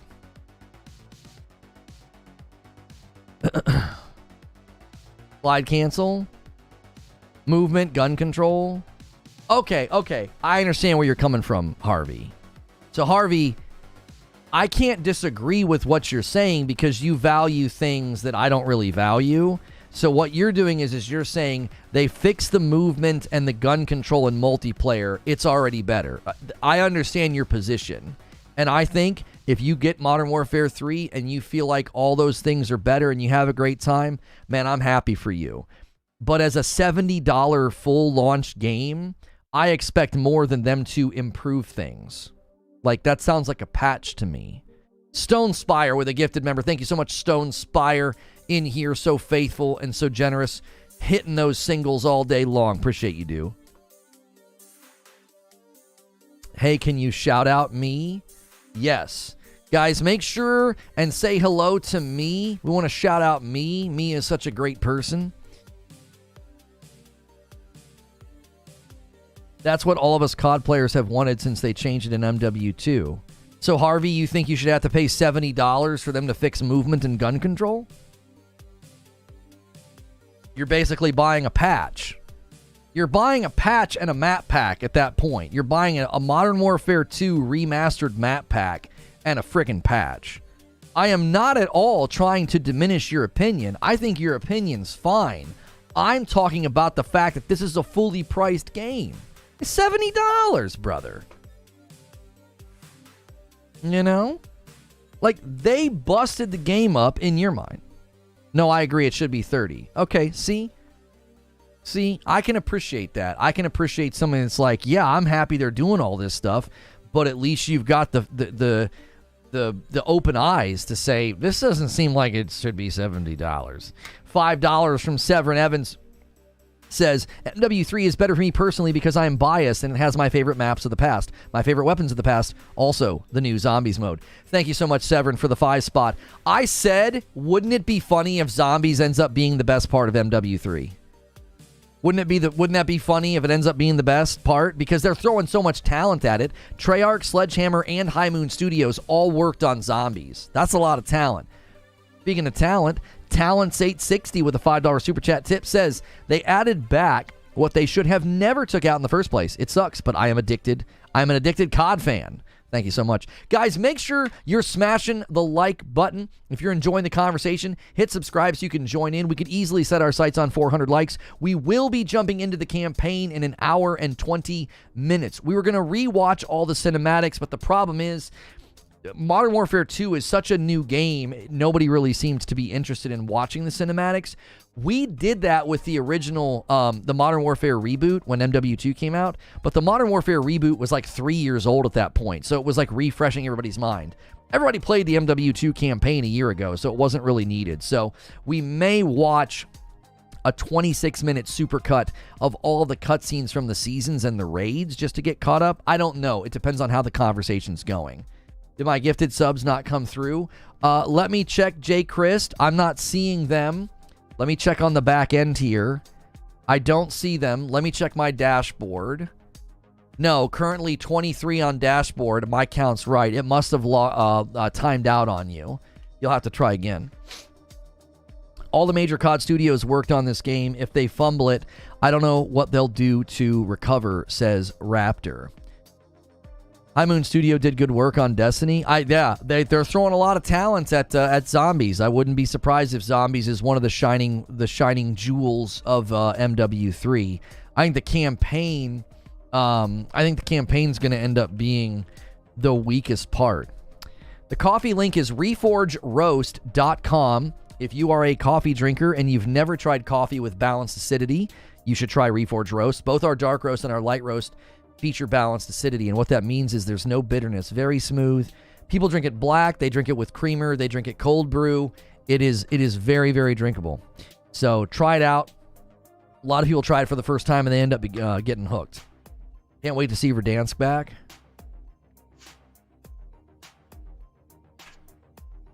The reason this game was released like it is because of the Microsoft deal. This is PlayStation's last year for exclusivity.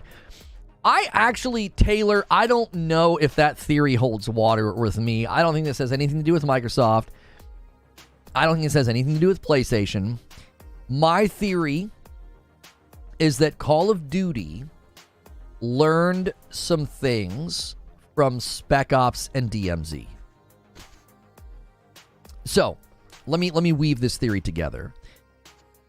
So Modern Warfare 2 attempts to lean into PvE content in a way that they hadn't done so before.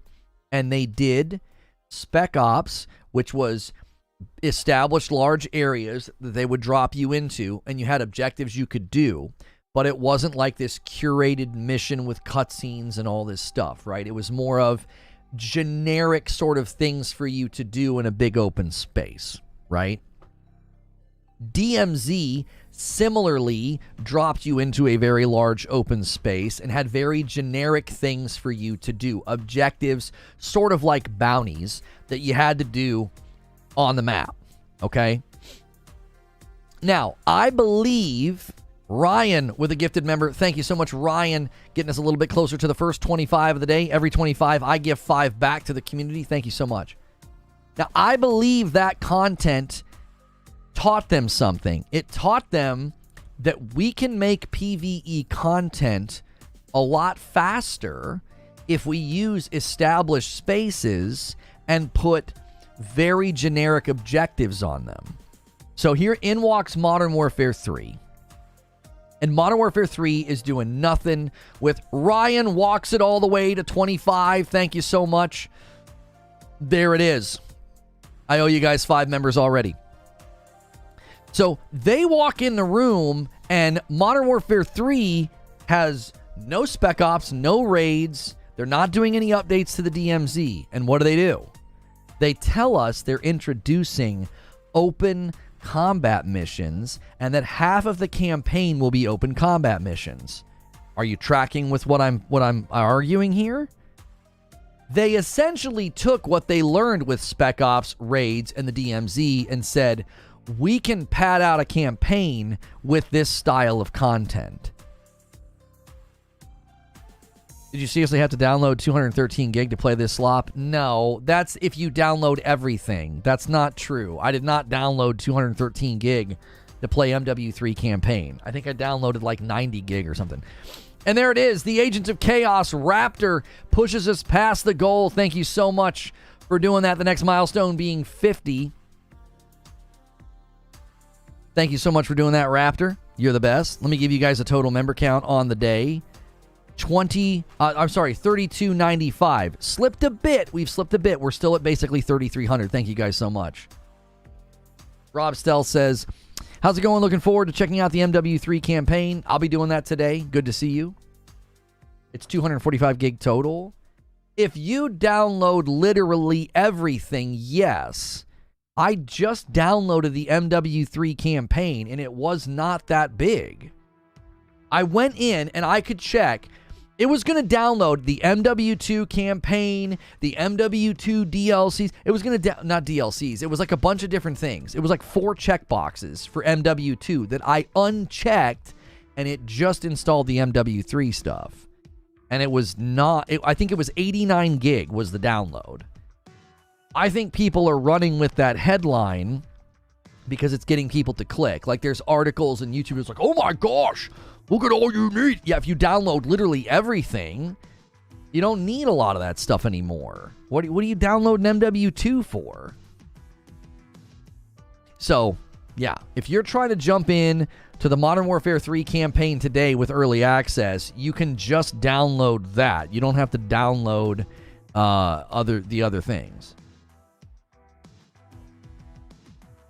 I checked my Call of Duty last night after downloading MW3, and with MW2 and the MW3 campaign and the packs, it's 245. The campaign's 51 gig. Single player, multiplayer, Warzone, zombies.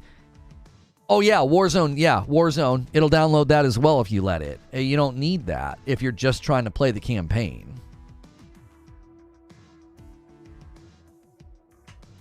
Fall of Fantasy's more like it. Running around with Homelander and shooting enemies with an AK-47. I'll pass. I'm going to be honest with you guys.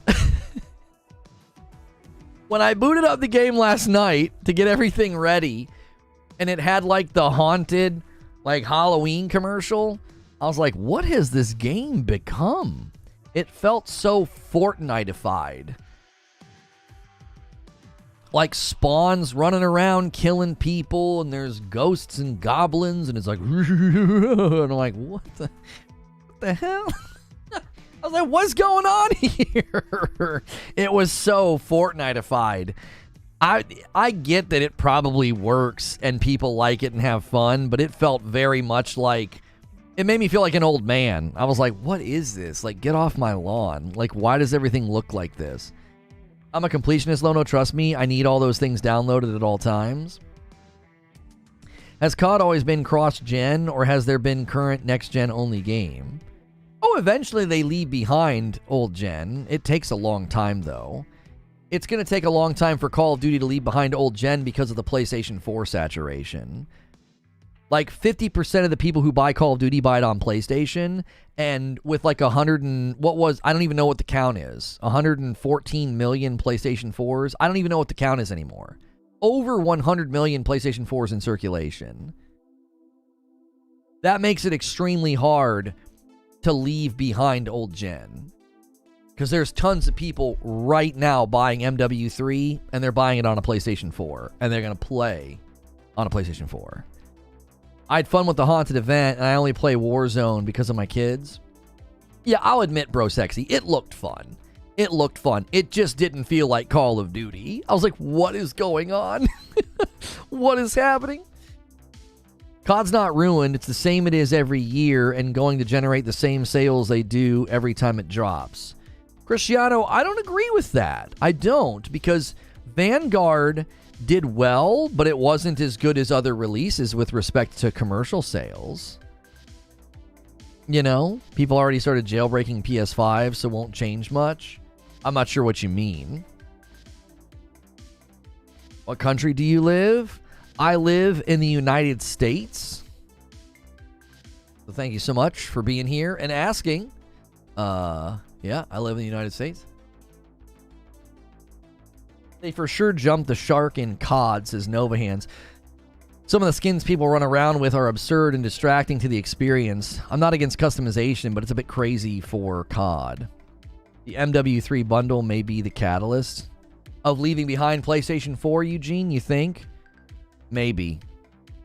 If you want my honest opinion, Eugene, when the guy from I think it was the guy from Call of Duty, it was from Activision or whatever. I think it's the president of Call of Duty. He said they have Call of Duty planned out till 2027. I think 2027 is the last time they ship old gen. I think they go for 4 more years. I do. And I think 2027 is when they leave it behind, because in 2028 we're probably staring down the barrel of another gen of PlayStation. And then that's when they would say, this next title is PS5, PS6 only. And they leave behind PlayStation 4. Definitely thought you were Canadian. You thought I was Canadian? What in the world? Do I sound Canadian to you?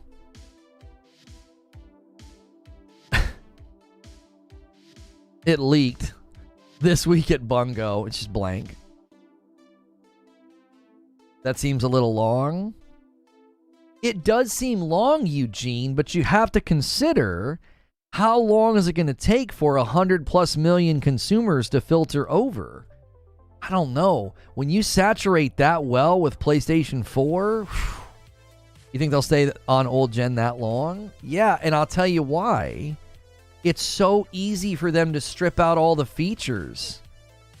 Like, look at the graphics of the game. Like, does anybody really care that Warzone looks, like Warzone? Does anybody complain about that? Does anybody? I don't think so. At this point, I would say PS4 and PS5 players are probably pretty close in number. I mean, maybe, Eugene, maybe. Because if with 40 million PlayStation 5s, okay, with 40 million PlayStation 5s, the question you have to ask is how many of those are converts from Xbox, okay? Because we cannot assume that all 40 million are PlayStation 4 owners, okay? So a portion. So let's say 30 million of the 40 million are automatic upgrades from the PlayStation 4. That still leaves like 60 to 70 million people that are like, I'm still rocking a PlayStation 4. That's a lot of people. You got to get the PlayStation 5 into the 50 to 60 million, so then you can say the vast majority of our users have left PlayStation 4 behind. They're not there yet. The question is, if they're going to sell 25 million this year, and let's say they end the year around 50, and then they sell 25 next year, that's 75. And the PlayStation 5 Pro. Yeah, I think I probably overestimated. 2027 is probably too long. I would think they would stop maybe around 2025, 2026. Because I think by the end of next year, they will have surpassed PlayStation 4 with respect to active users. There'll be more active users on PS5 than PS4 by the end of next year. I think they'll do one more push next year, Eugene. Get themselves to like 75 or 80 million in saturation. And then they would say, this is the last Call of Duty to support old gen. You know? Yeah, I think I overshot that. I was just thinking based on what the president said. He was like, yeah, all the way to 2027. I'm like, well, if you've already got it planned out to 2027, then, you know, you're probably anticipating building games for old gen then. Number of PlayStation Network users, 108 million, decrease from the 112. Number of PlayStation Network users. It has been expanded to run on smartphones, tablets, and HD as of June of 2023. The network had approximately 108 million monthly active users and decreased from 112. So if they have 108 monthly active users and 40 million of those becomes 50 million, then you're at about half. So going into next year, they'll be at about half. So you might be right. They might spend all year next year getting those numbers to swap places where more of their monthly active users on PS5, less of their monthly active users are on PS4, and they would use the annual Call of Duty release next year to get people to switch. Again, they can't necessarily have that much of a say. Hey, somebody ordered some coffee about 20 minutes ago. Devil's Cut.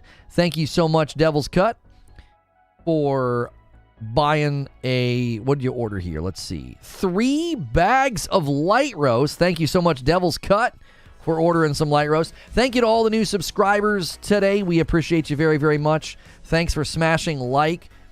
If you want to become a member, it's $5. But the more you hang out, the more likely you might get a gifted member. So make sure you hit that like button and talk in the chat. Those things help you out. We're getting close to the console version of COD being playable on iPhone. That'd be huge if they can get it to work.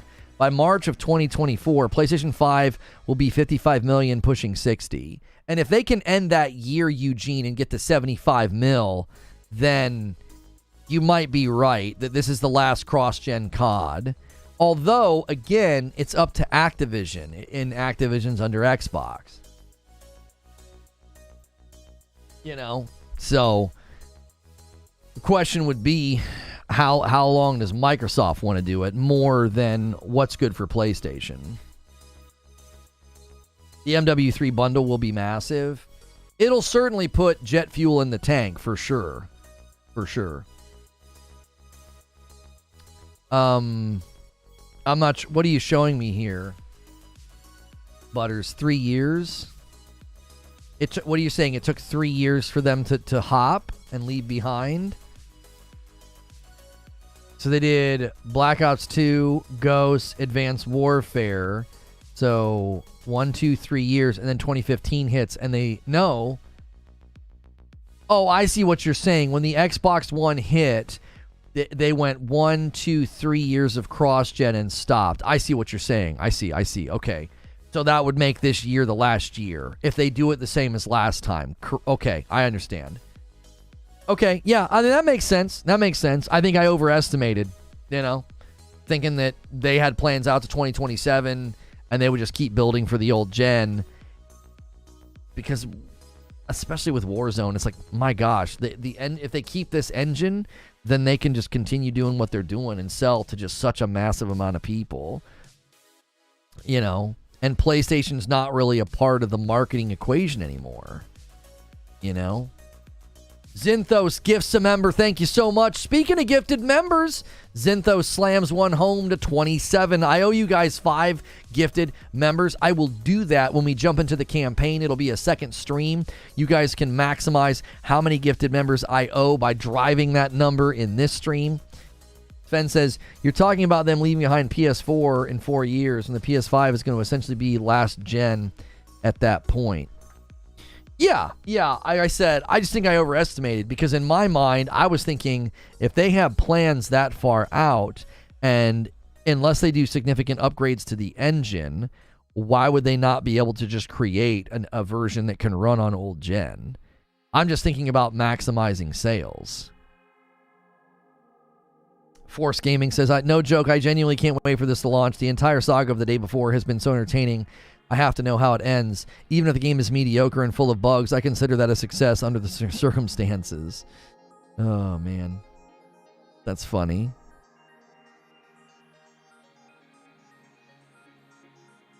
This is supposed to be a good story mode. I actually am concerned about the Modern Warfare 3 campaign.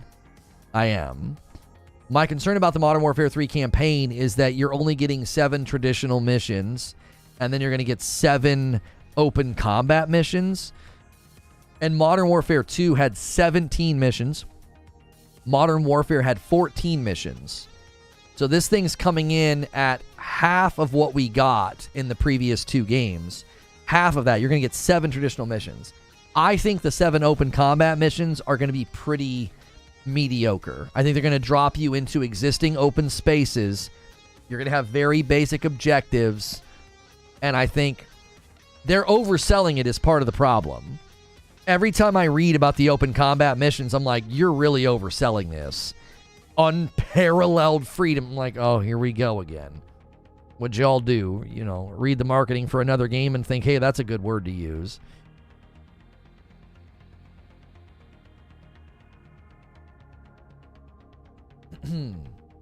Two was pretty long. Modern Warfare 2 was actually, yes, it was quite long. It was good. It was really, really good campaign. I really liked it.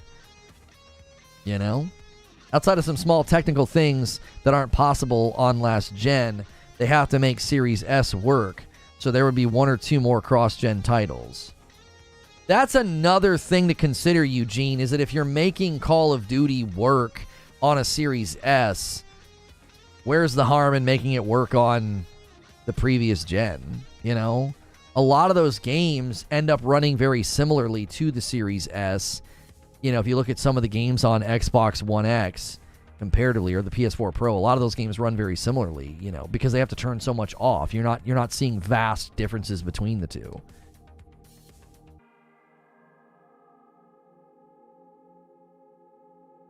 I wish someone would tell me that 2 is pretty long. Paris. Unparalleled freedom of exploration. Right, come on. We've seen this unparalleled thing before. They do it because it works, gets you talking and buying year after year. Okay, I'll be honest. The early access element of the campaign makes me wonder if they're like super confident in the campaign. Right? Now, I know they did this last time, did they not? They let us have early access into the campaign like a week before the multiplayer went live. So it's possible that they're just doing it again. But I'm also like, maybe they're really confident in how good the campaign is. Lack of SSD on old gen might be one of the determining factors. That's true. Especially if you're trying to do like larger areas, larger maps, larger encounters, and you need to be able to like load things quickly. I mean, because listen to me. It's going to be really apparent over the weekend if this game is worth $70 or not if you're a campaign-focused player, right? If you're a campaign-focused player. Now, High Moon, as far as I know, Parasito, High Moon helped with zombies. Jay Christ gets it to work. He gets 10 members and takes us to 37. Thank you so much, Jay Christ, for gifting 10 members to the community. He figured it out. He got it working. LOL, you're playing an Xbox game on PlayStation? Okay.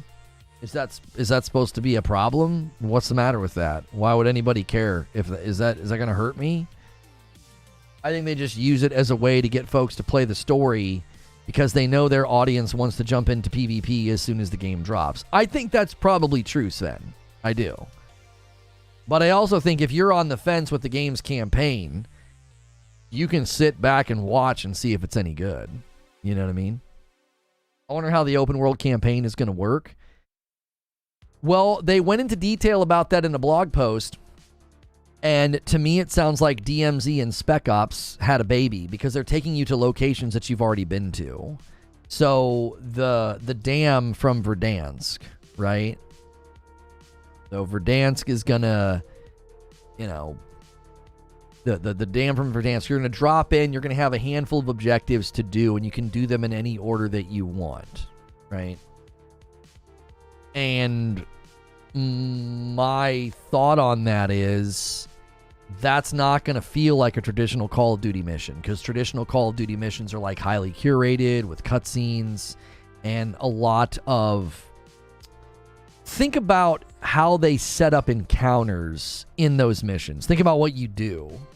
You go into a building and you get in a shootout, then you have to run, and then you're running down a hill, and then when you get down to the bottom of the hill, you got to jump, and after you're done jumping, you end up down in the water, and then once you're in the water, you're taking the water down this edge line of the river, and you're protecting yourself, and then there's a bridge, and you're shooting guys all over the place, right? And that's not going to happen in an open combat mission. It's not. They have pretty much established that you're just going to basically go and do these objectives in any order that you want. You know what I mean? Quantum Error? Okay. You mean a 4-man dev team that made a game that's in a rough state that's not from a PlayStation studio? I don't understand. Did you go to Destiny streams and tell people that they're playing a PlayStation game? I don't understand. Like, I genuinely don't understand what you're trying to achieve. Quantum Error looked fantastic. I think they took very, very specific gameplay segments and made the game look really, really good. And then I played it, and I refused to review it because I was going to say nothing but nasty. I don't like making content that's just, like, nothing but criticism. I try to do the good, the bad, and the how to improve it, and there was no good to speak of. And I'm incredibly busy. It's like, I'd rather play Spider-Man than continue to play this game. It was that bad. I was like, this isn't worth it. Like, I remember when I got early access to Atlas Fallen and I played that for a review, that was like kind of tough because I wasn't really digging the game, but I thought it was a nice opportunity, and I thought, okay, let's go. I've got some good things to say about this game. So fundamentally, I didn't recommend Atlas Fallen though. So 4 people made Quantum Error. Yeah, it's a really small team. That was one of the reasons I decided not to do that. I had people giving me grief about that. They were like, but you were critical of Starfield. And I'm like, Starfield was one of the most anticipated games this year, made by one of the most infamous and famous and award-winning studios in gaming. And I was actually looking forward to it, and I actually played it a bunch, and I actually had good things to say and bad things to say. But people get in their feelings when you criticize their favorite game like you've insulted their family or their imaginary girlfriend. So, it just gets too personal with people. It's like, Quantum Error is made by a 4-man team. I didn't feel like punching down and bashing some small studio. It just didn't make sense. It was like, this game is not even close to being ready. You guys should shop this longer or maybe launch it in early access. Like, thinking that I should hold that studio to the same standards of Bethesda just shows you how low people's standards are. It's like, are you going to get RoboCop? No. I think RoboCop's getting really mixed reviews because people are giving it high scores because they're, like, really big RoboCop fans. And then I think other people are like, I don't have any nostalgic attachment to RoboCop. This is not a very good game. I never thought RoboCop looked that great. And everybody was, like, saying, oh, it's really, really fun. It's really, really fun. And I was like, I don't see how or why, but the reviews came out and kind of, solidified a lot of what I thought. It just didn't look like a very good game. Reforge, new to the channel. Love your stuff. Keep on keeping on, man. You rock. I appreciate that. Thank you very much.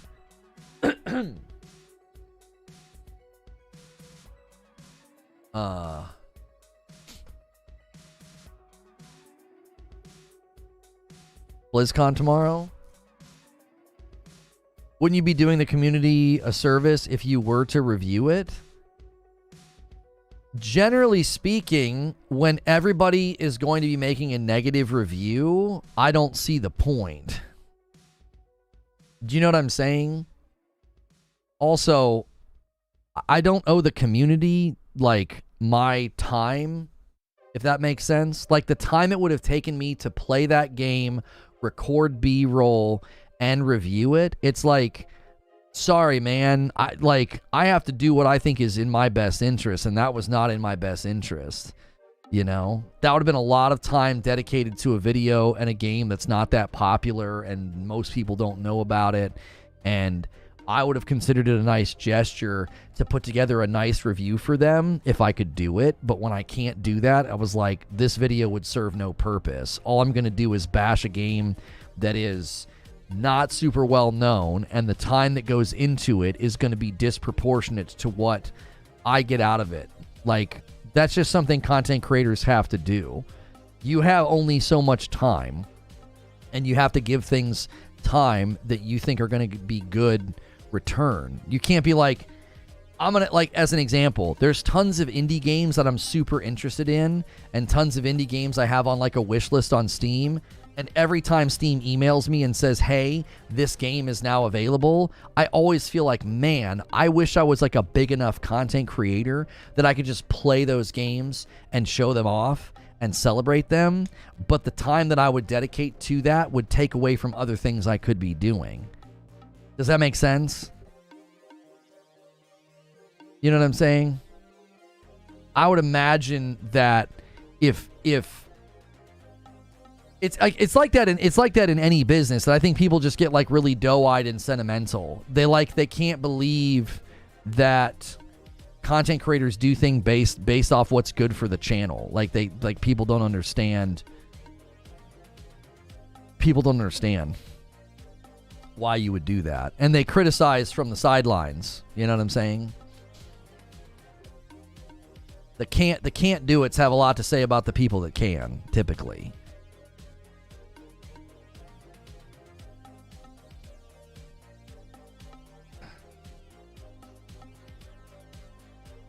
Yeah, I don't know why that's not working for you, Lone Wolf.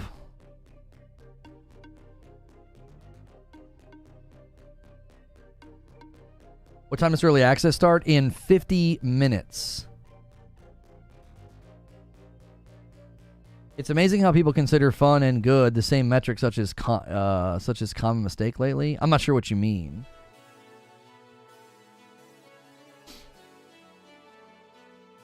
There already is a Judge Dredd game. I think Judge Dredd could be a really fun game, like if you did a... When did that one come out? Was that recent? Judge Dredd game. When did it come out? 2003, I'm seeing? Judge Dredd, Dredd versus Death. Is that the one you're thinking of? Judge Dredd is underrated. It looks like people thought it was a good game. It looks like it has... a pretty good review on Steam. Came out in 2005 on Steam. It has an 88%. Yeah, I think you can take IP and property like that and do good things with it. It's just a matter of, I think the concern I generally always have is that when you're using like a piece of property like that, the game can sort of suffer because, you know, they're just sort of trusting the IP to carry it. Why is there gameplay leaked already if it drops in 50? Yeah, time zone differences maybe, I don't know. It'd have to be similar to the recent Dredd movie that was straight up video game style movie. There's already massive spoilers for the campaign. Glad this community isn't ruining it. Oh, really? Is that happening? Gotta watch anytime you're gonna be playing a game day of, you know. If you play the game Turbo Overkill, there's a level that a lot like the Dread movie. I did play Turbo Overkill.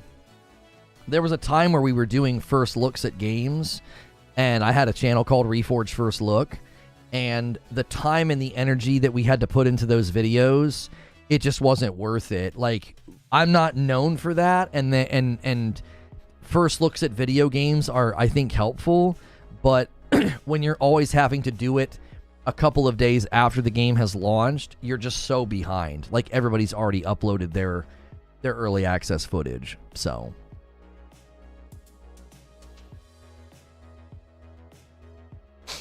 people on Xbox glitched into the game early and posted spoilers. How'd they glitch into the game early? I was going to move my PlayStation 5 in here when we were watching the cutscenes, but that didn't go over very well. I tell you what we could do is we could, since today is one of those weird days where we're waiting to get into a game,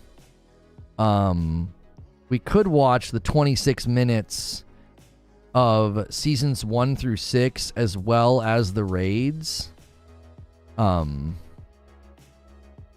then I could get my PlayStation 5 set up. Not a glitch, it's a time zone change. Oh, that's what they did? There's no time zone change for this release. It releases the same time worldwide. Yeah, I thought the early access was the same for everybody. I thought it was like, it literally in 45 minutes is when everybody can play, even New Zealand.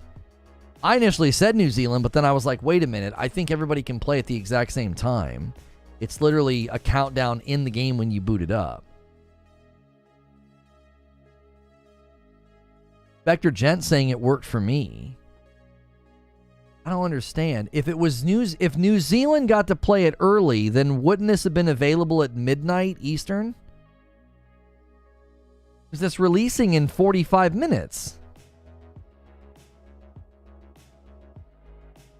Yo, what's good, Feed? How are you?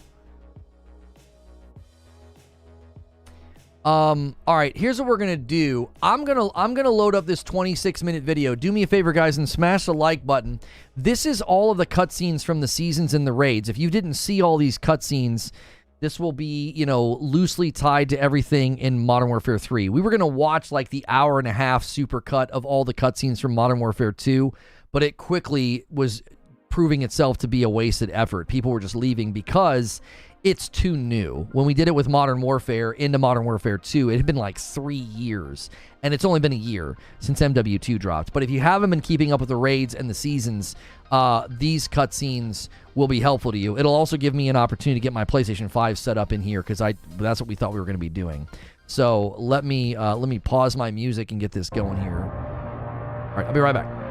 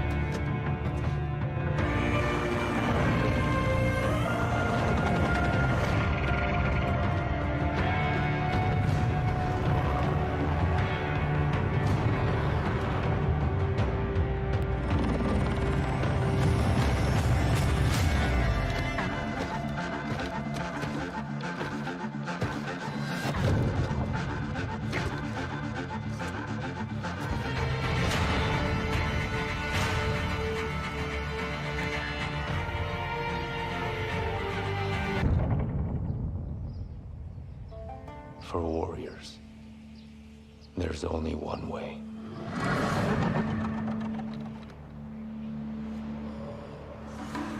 Know your enemy.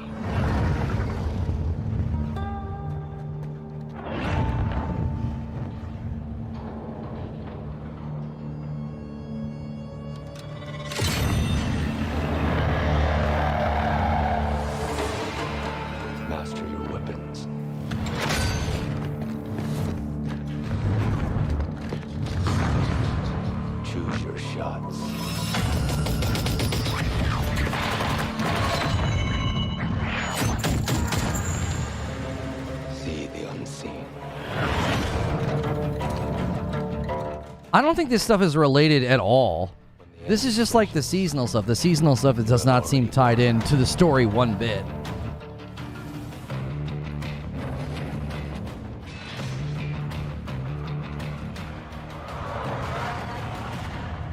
only reason the warrior fights is to win.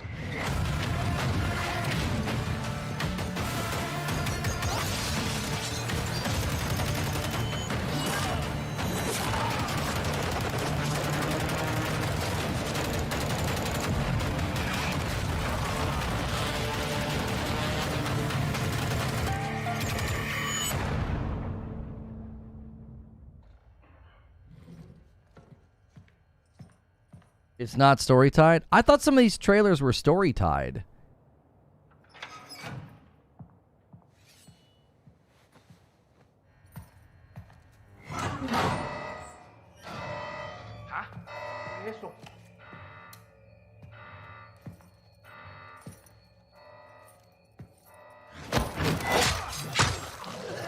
That's our girl.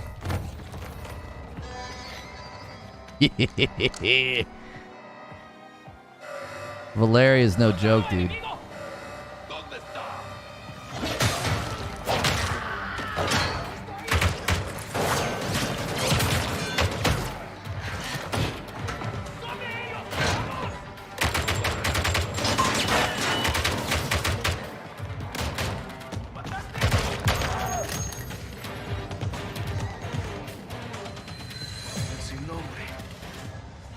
¿Dónde chingados estaban, pendejos? Ahora sí trata de detenerme, Alejandro. Last one. Valeria's escaped. We lost her. I found her. Las Almas cartel's been seen in Al-Mazra. What does she want in Al-Mazra? New territory. I'm going after Valeria. Mi chula, conmigo vienes. Seguramente el cartel tiene grandes recursos. Pues nosotros también, hermano. ¿Qué necesitas de mí, coronel? Necesito que esperes aquí. No estaré solo. Que vivan los vaqueros. Pues que vivan las almas, compadre. ¡Muévanse! There's cartel activity at Hafid Port. They'll have to go through me. Breaker 1. Yeah, Valeria is like my favorite character, and so is Alejandro. Like, I'm bummed I missed some of this because we just stopped playing the PvE stuff, the Spec Ops and the raids. To move in. Their alliance is still strong. We need to shut this down. ISR reports heavy traffic around these 5 objectives. Alpha, Bravo, Charlie, Delta, and Echo. We need you to secure those objectives and retake the port. A Los Vaqueros partner force will provide mobile infill, and I'll have a UAV on station to provide eyes from above. Wait, so what were these cutscenes tied to? New game modes? Once this kicks off, they'll dig in hard to hold their ground. They'll sooner destroy their own supply before they'll let anyone take it. You have full execute authority against all hostiles on target. Keep your weapons hot. Out here.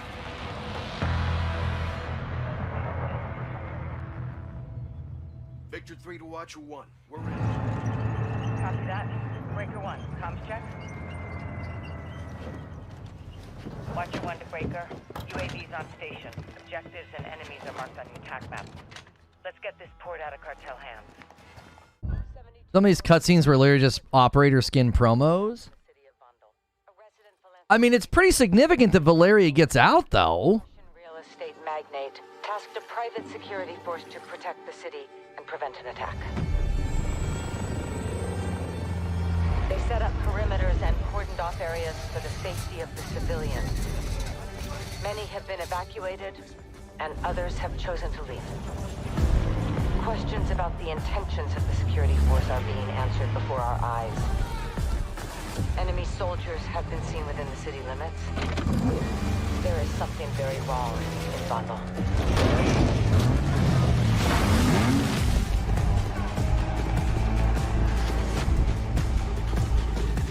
At this hour, conflict is breaking out in the streets, waterways, and city centers.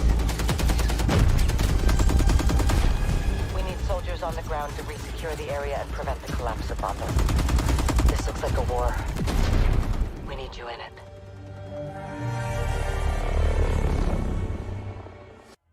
"48 hours ago, goat herders in the Satik Mountains discovered an entrance to what appeared to be an abandoned bunker dug into the hillside. Closer inspection determined the hatchway was an inlet to what could be a fortified Soviet-era fallout shelter. Or something more. Commander Farah Karim tasked a follow-on team of LF fighters led by Alex Keller, callsign Echo 3-1, to make entry. He and his team haven't been heard from since their initial infill, except for one update from Alex indicating that the tunnels were wider and more extensive than first reported. Again, that was his last and only message after confirming entrance. As of now, they're dark on comms. Farah has since sent scouts to hold the area. Price, Gaz, Farah, your mission is to locate I like Farah too. She's pretty dope. and thorough reconnaissance of the facility. If anyone or anything is down there, we need to know who and what.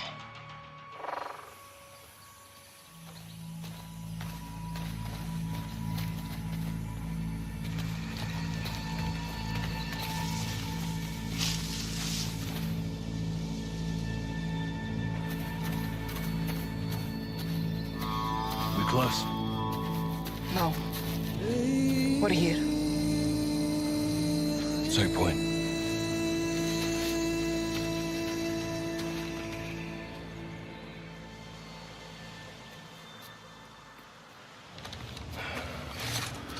Alex's rig. This is where they went in. And never came back up. Eyes front.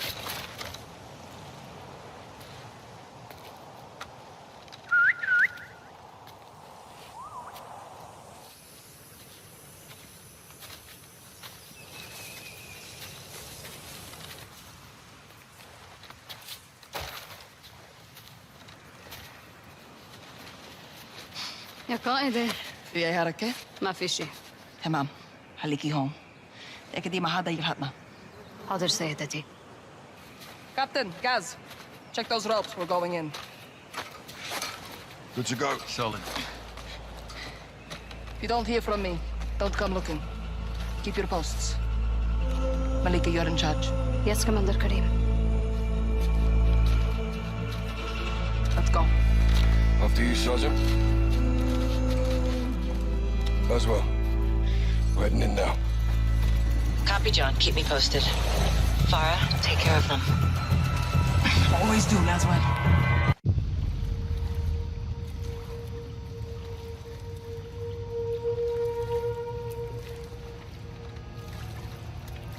This must be the... Is this the raid? Stay center. Gaz, check left. Roger. On him.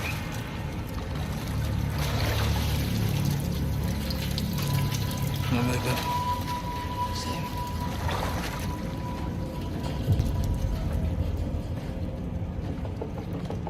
Eyes front. Show your hands! Door! Door! They're all dead.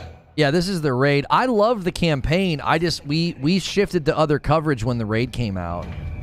No wires. These two are clear. We're clear here.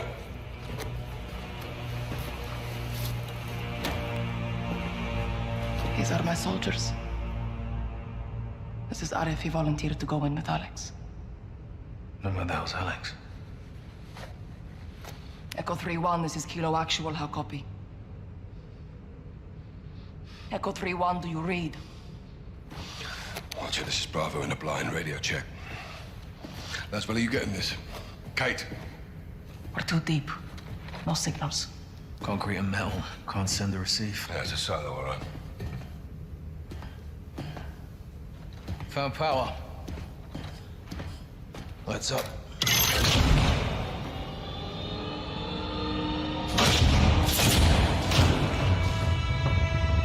Holy hell. يا ترى سلام رخيلة هنا. Soviet ICBM. Liquid fuel, supersonic. Nuclear. Thermonuclear. 50 years old. At least. You think there's a warhead up there? Let's find out. Right, let's huddle up. Comms are dead, but Laswell may still hear us.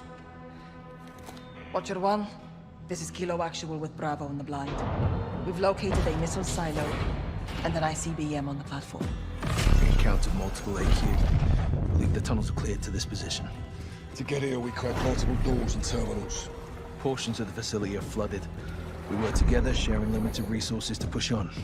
We have not found Alex, but my soldiers who went in with him are KIA. If Alex is still alive, he's somewhere ahead of us. We'll stay frosty to find him.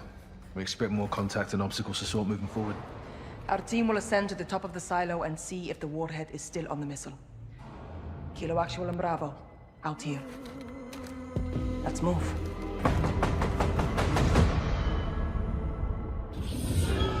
Yeah, guys, I don't know what's happening lately when we try to show gameplay or trailers, but YouTube's compression's gotten, like, really bad. I'm not sure what the reason is. You good, old man? Been worse. On you, boss.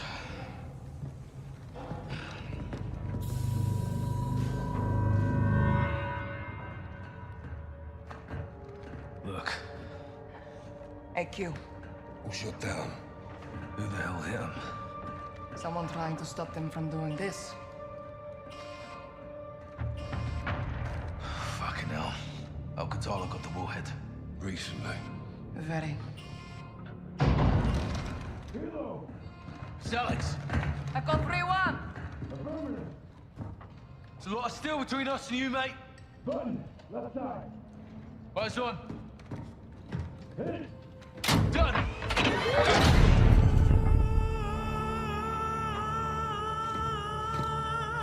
What happened? Had a firefight with AQ.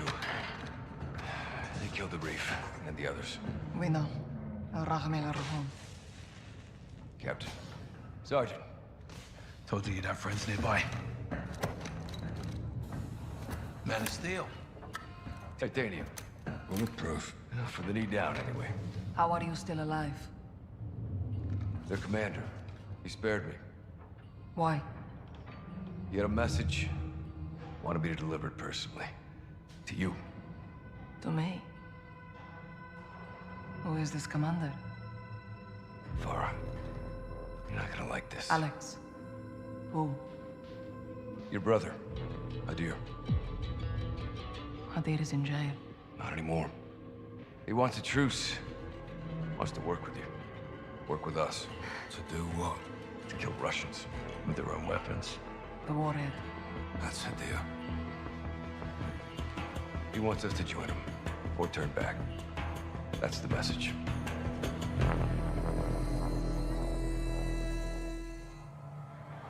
I have a message for him. Pretty sure I know what that means. I'll fucking kill him. Adir! Farah. Adir! Slow down. He's not here, Farah. He went forward. With the warhead? I'm afraid so. We need to find him. First things first, we need to relay all this to Laswell. And work on our exfil. I can find us a signal. Good call. Check in when you have comms. Will do. Good luck. You too, Gaz. On you, Commander.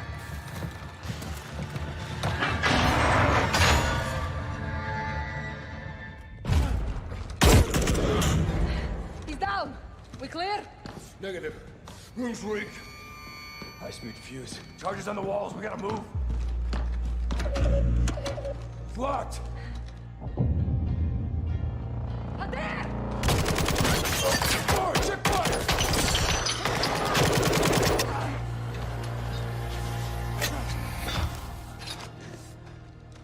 Charges safe. No threat. Drop your weapons. All of you now! All right. Put it down.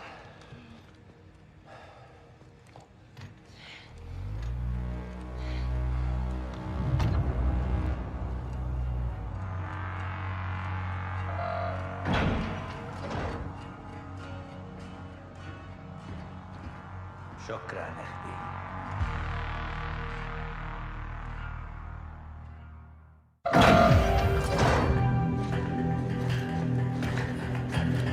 شكرا أختي.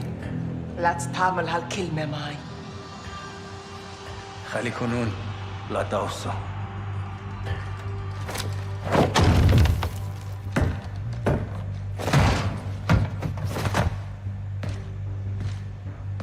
أليكس I gave you a message. Did you deliver it? If you have something to say, you can say it to me. Ya irhabin uladin al-haram. I left him alive to save you. I kept myself alive to kill you. I'm protecting Urzikstan from our enemies, Farah. You are making war where there was peace. Peace? I have known no peace.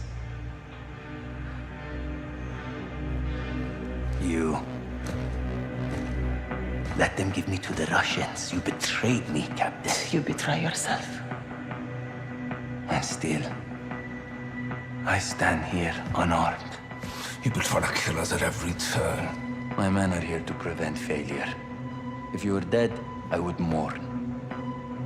But I will not kill you myself. It is impossible that we share the same blood. I love you, Farah. Even if you hate me. In that way, we are not the same. One of many. We take lives to save lives, sister. A nuclear weapon won't help anyone. You'll only make things worse, Adir. Then so be it. I will not let you stand in my way. Meaning what? You'll be detained until I complete my mission. And then? We will see. Khudun Azinzani.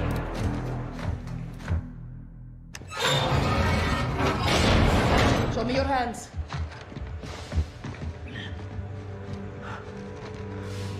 Farah, you have the warhead. Use it. No, Hadir. No one will use it. It will be disposed of safely. They won't stop. You have to fight them the way they fight us to win. If we do, we've already lost. Sister, together we can stop them like we did before.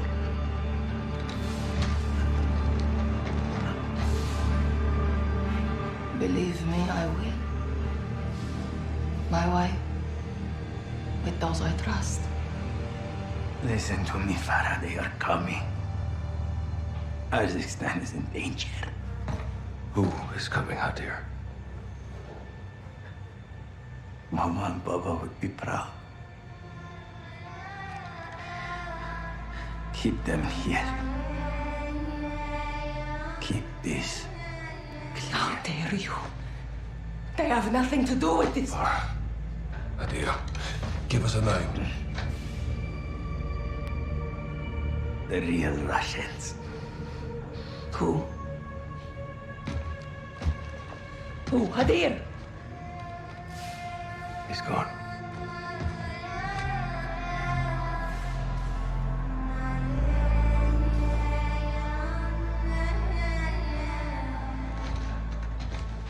Let's go. Exfil's up top.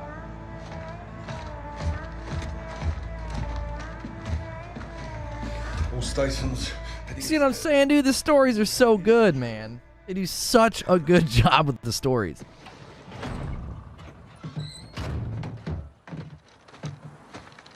Eyes on. Got him, Laswell. Good. Load in and get off the X. Rog. Everybody in one piece? Present and accounted for. Alive and kicking. Mission accomplished. Let's get the hell out of here.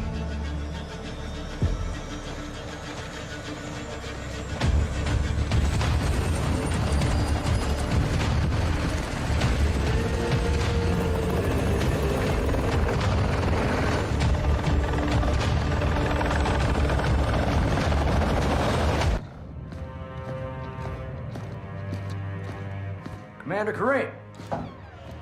My directions were clear? Yeah, there's not much I can't find. Alice.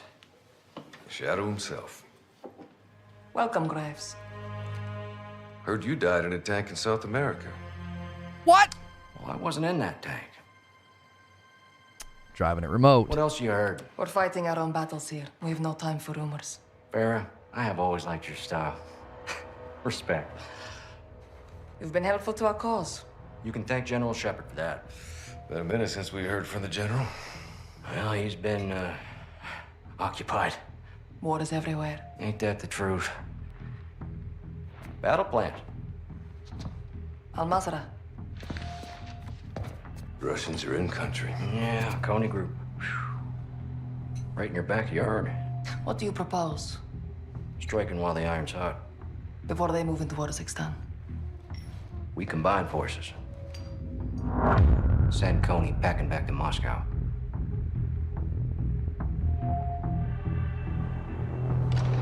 I like the sound of that. Good. Let's unleash the beast then, shall we?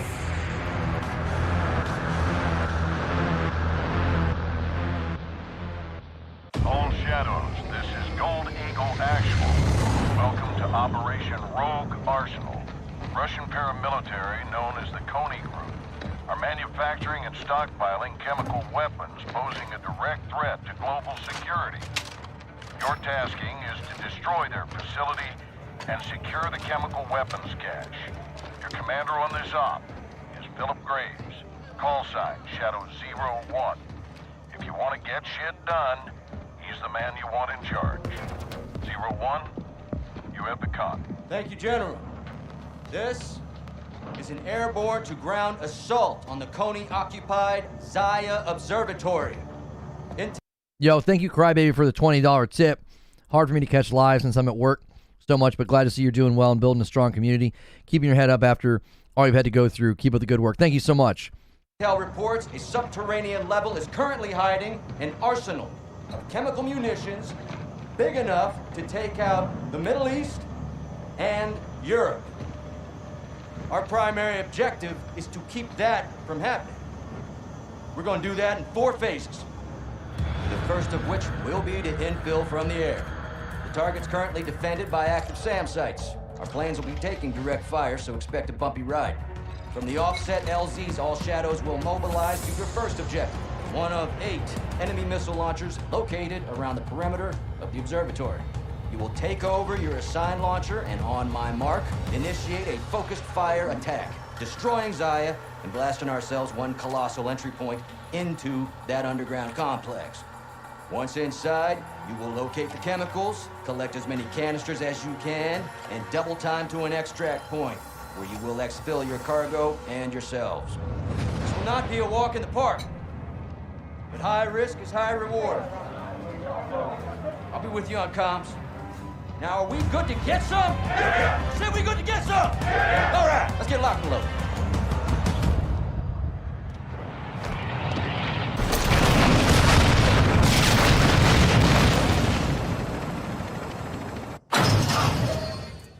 I really like Graves. I'm glad they brought him and Shepard back.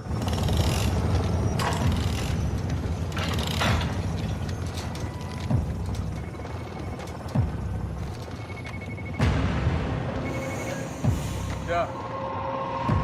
Так точно, командир. Химикаты под контролем. Начали. Hey, who are you talking to?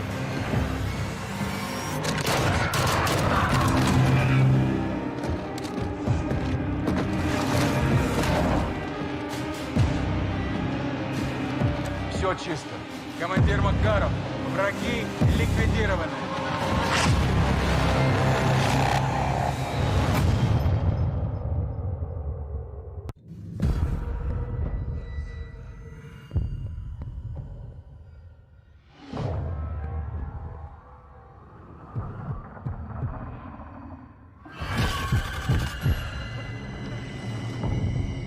Yeah, this is like the haunted stuff that they did with Spawn. This was when I opened up the game.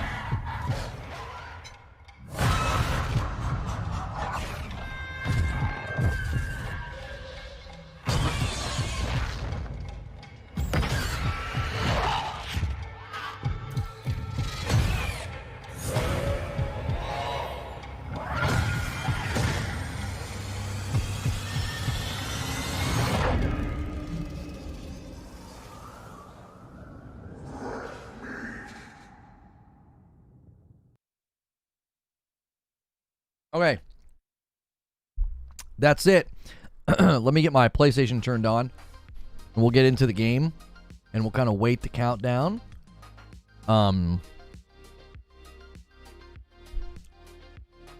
Yeah, when you load up, if you've not played Call of Duty in a while and you load up, that's like the opening thing that they show you. Here we go. I'm glad we watched that. I'm glad we watched that. Modern Warfare 2 was just too new. Like, everybody was like, yeah, we saw this, 10 months ago. But all that stuff was worth watching because I hadn't seen any of it yet.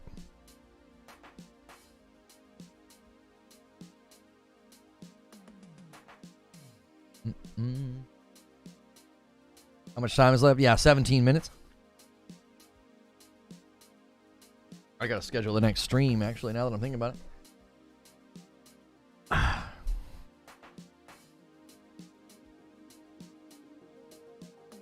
Okay. Live.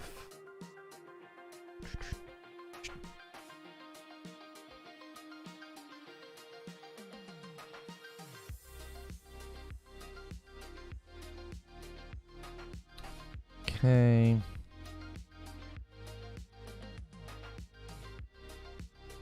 Okay, I got the Vault Edition. Here you go. So campaign early access, you can see up there at the top, goes live in 15 minutes. We are going to do a new stream for this. So that the gameplay is completely separate. This was sort of a discussion, opening monologue. We watched some cutscenes. We were going to rewatch everything from Modern Warfare 2. I was not digging it because it felt too fresh and too new, and I wanted to talk with everybody. But we did end up watching all the new cutscenes from the seasons and the raids and stuff, which I thought was really, really interesting because we got to see that Valeria got out of prison. We got to see Farah, her brother, what happened with him. So I thought that was well worth it, and I'm glad we did it because now we're all caught up. I also like that the brother hinted at the Russians coming. He said the real Russians. I thought that was kind of dope. All right, we will set this for 1 today. I'm setting up the new stream. We'll do a redirect, and I'll spam the link and all of that momentarily. Okay. All right. All right, I'm going to quickly run upstairs, stretch my legs, use the restroom, and I'll be back down, and then we'll just wait for this to go live, and then we'll jump in. Once it's working, we'll go to the new stream. All right? Give me 1 second. I'll be right back.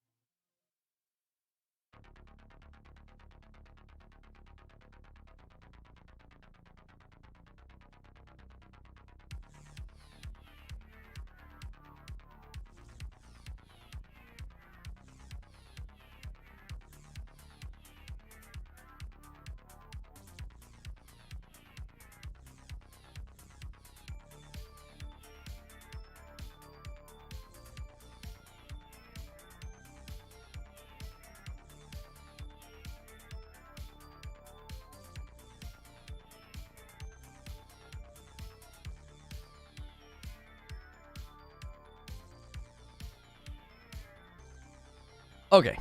Sorry. I was 9 minutes. 9 minutes. I was helping my wife with something. My son's having a hard time. Like schoolwork that seems bigger than it is. He doesn't want to do his writing homework. Like, brother, you got to do it.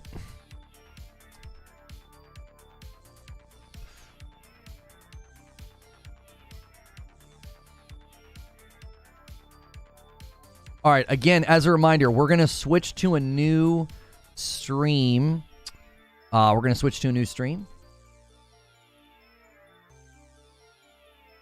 In a moment. I'm going to do that once we're actually in. Sometimes there's like an update. Sometimes you can't get in or whatever. The last time we did this, I feel like it took us a second. But I really enjoyed the Modern Warfare 2 campaign, so I'm really hoping that I'm wrong on this one. Ryan Lazardi jumped like, oh, hey, how are you? How are you, brother? Good to see you, man. Good to see you. I remember you. I know you in your face. I don't remember the username you used to go by, though. I miss you, bro. You're good people, man.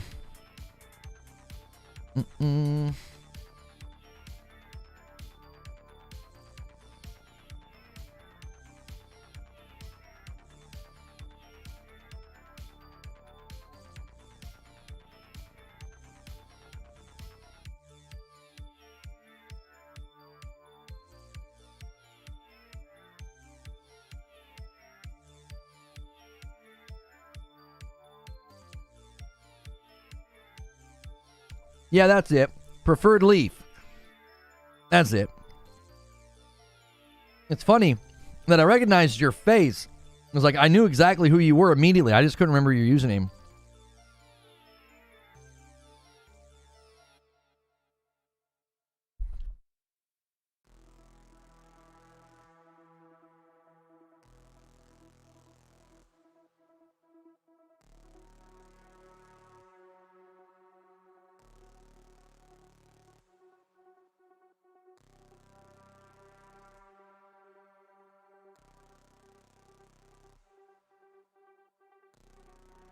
Okay.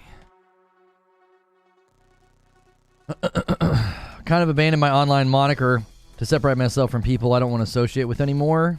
I understand that, dude. That crowd really, yeah. I completely understand why you would have done that.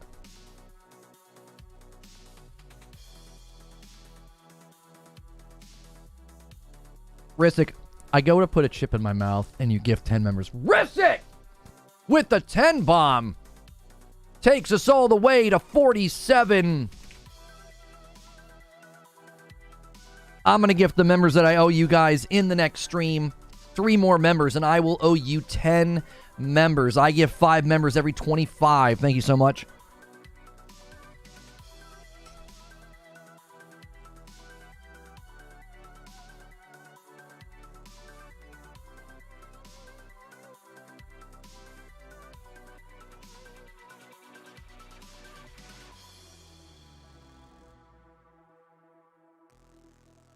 Stone Spire gifts 1 and takes us to 48. Thank you so much. You know what I need to do? I need to add that scene in here. What's that scene called? This? I think this is it. And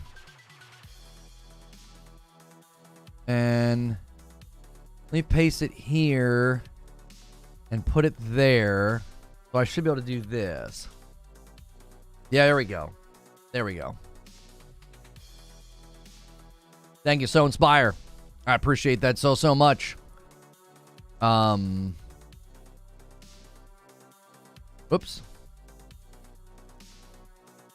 I'm going to drag myself over here. There we go.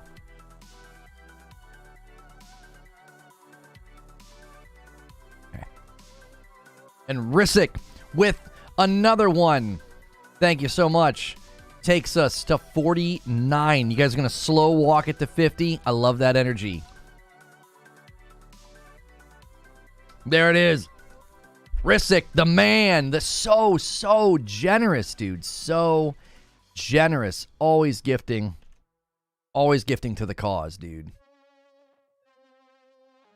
And Stone Spire, the agent of chaos, rolls us past the goal. That's my man right there, dude. Stone Spire, always being so generous. He beats Risic to the agent of chaos, and they basically both push us past the 50. Thank you guys so much. I now owe you 10 members in the next stream. We'll keep that going.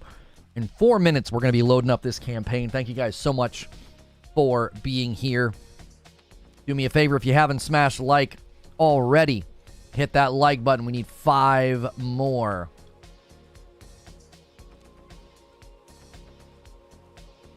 Wait, was I right? We need 5 more likes? Oh, yeah, we do.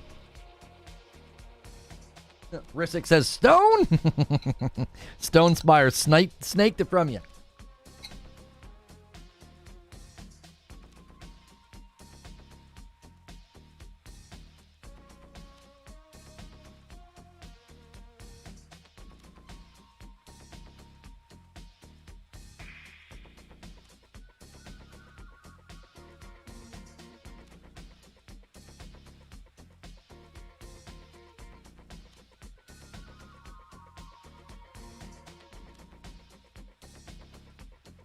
Did it start yet? No. It will in 3 minutes.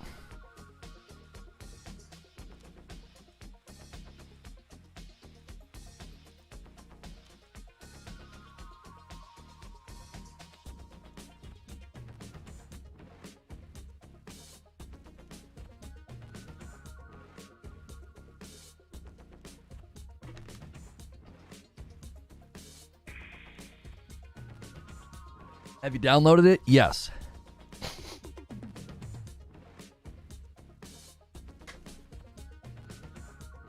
I downloaded it last night. I checked the 2 boxes.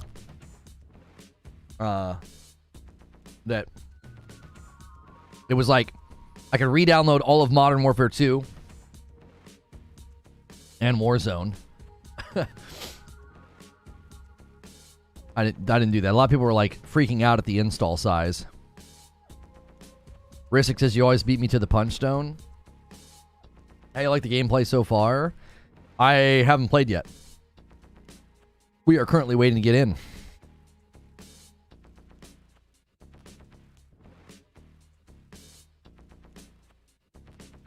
Now what you guys should do is bump it to 55 and just leave it and see if anybody takes the 20 bomb bait.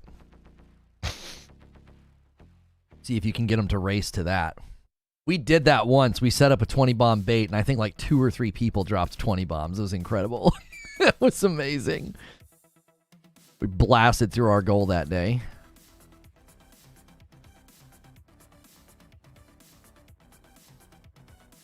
All right, 1 minute here. Where's my controller? Okay, 1 minute. All right, here, let's do this. Let's get the sound ready. Okay. All right. How big is the download? If you just download the Modern Warfare 3 campaign, I believe it was like 89 gig. Oh, it's counting down. 55, 54, 53, 52. All right, remember, we're going to switch to a different stream once I get in. I don't like going to a new stream for gameplay and having like a rough start. I will spam a link in chat. That will be the new stream. Let me send the tweet out as well.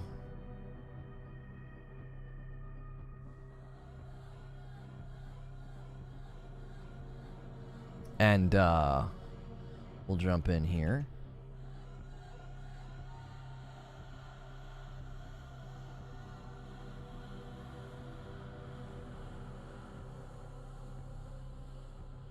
Right. Cannot type.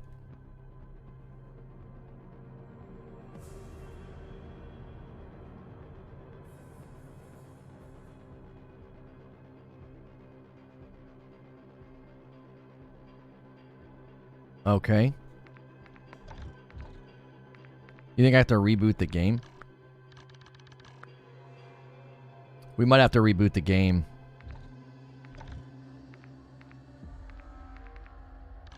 Because it got to 0 seconds and it's just chilling.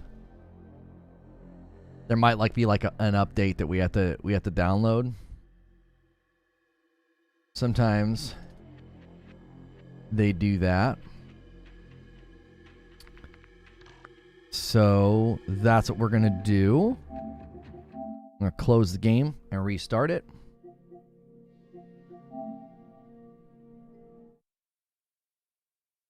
Okay. Now, I'll spam a link in chat and we'll also redirect you. If any of that doesn't work, it'll be the featured video on my channel.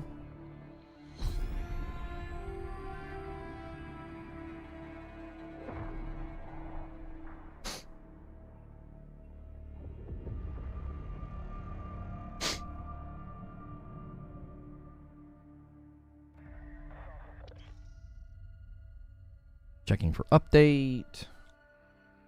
Updating playlists. Message of the day. Here it is. Okay.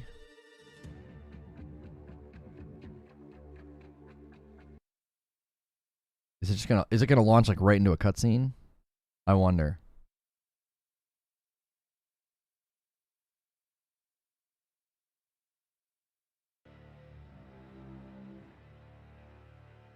Checking for update. Okay, so it literally launched Modern Warfare 3 from the... Okay, yeah, we said we said that they were going to do this, right? They were going to use Call of Duty HQ. Like that was going to be the main hub and you were going to launch everything from there. My capture card did not like that. Okay.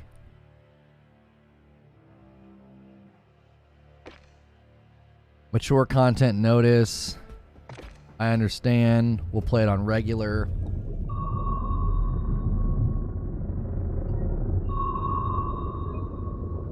I can't pause it. Are you freaking serious? All right, hang on.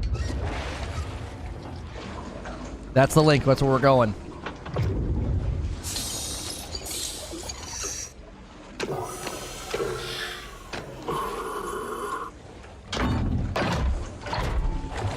Thanks so much for checking this out. We are jumping right into Modern Warfare 3 Campaign Early Access. This is it starting right now. Enjoy. Hit like, hit subscribe. We did a talk show this morning about it. My hopes and expectations. We're going to see if those open combat missions are good, bad, or somewhere in between. So, appreciate you guys being here. I'm looking forward to this one. I like the Modern Warfare 2 one. Team clear. Heading to surface. I'm going to end the previous stream and redirect people over.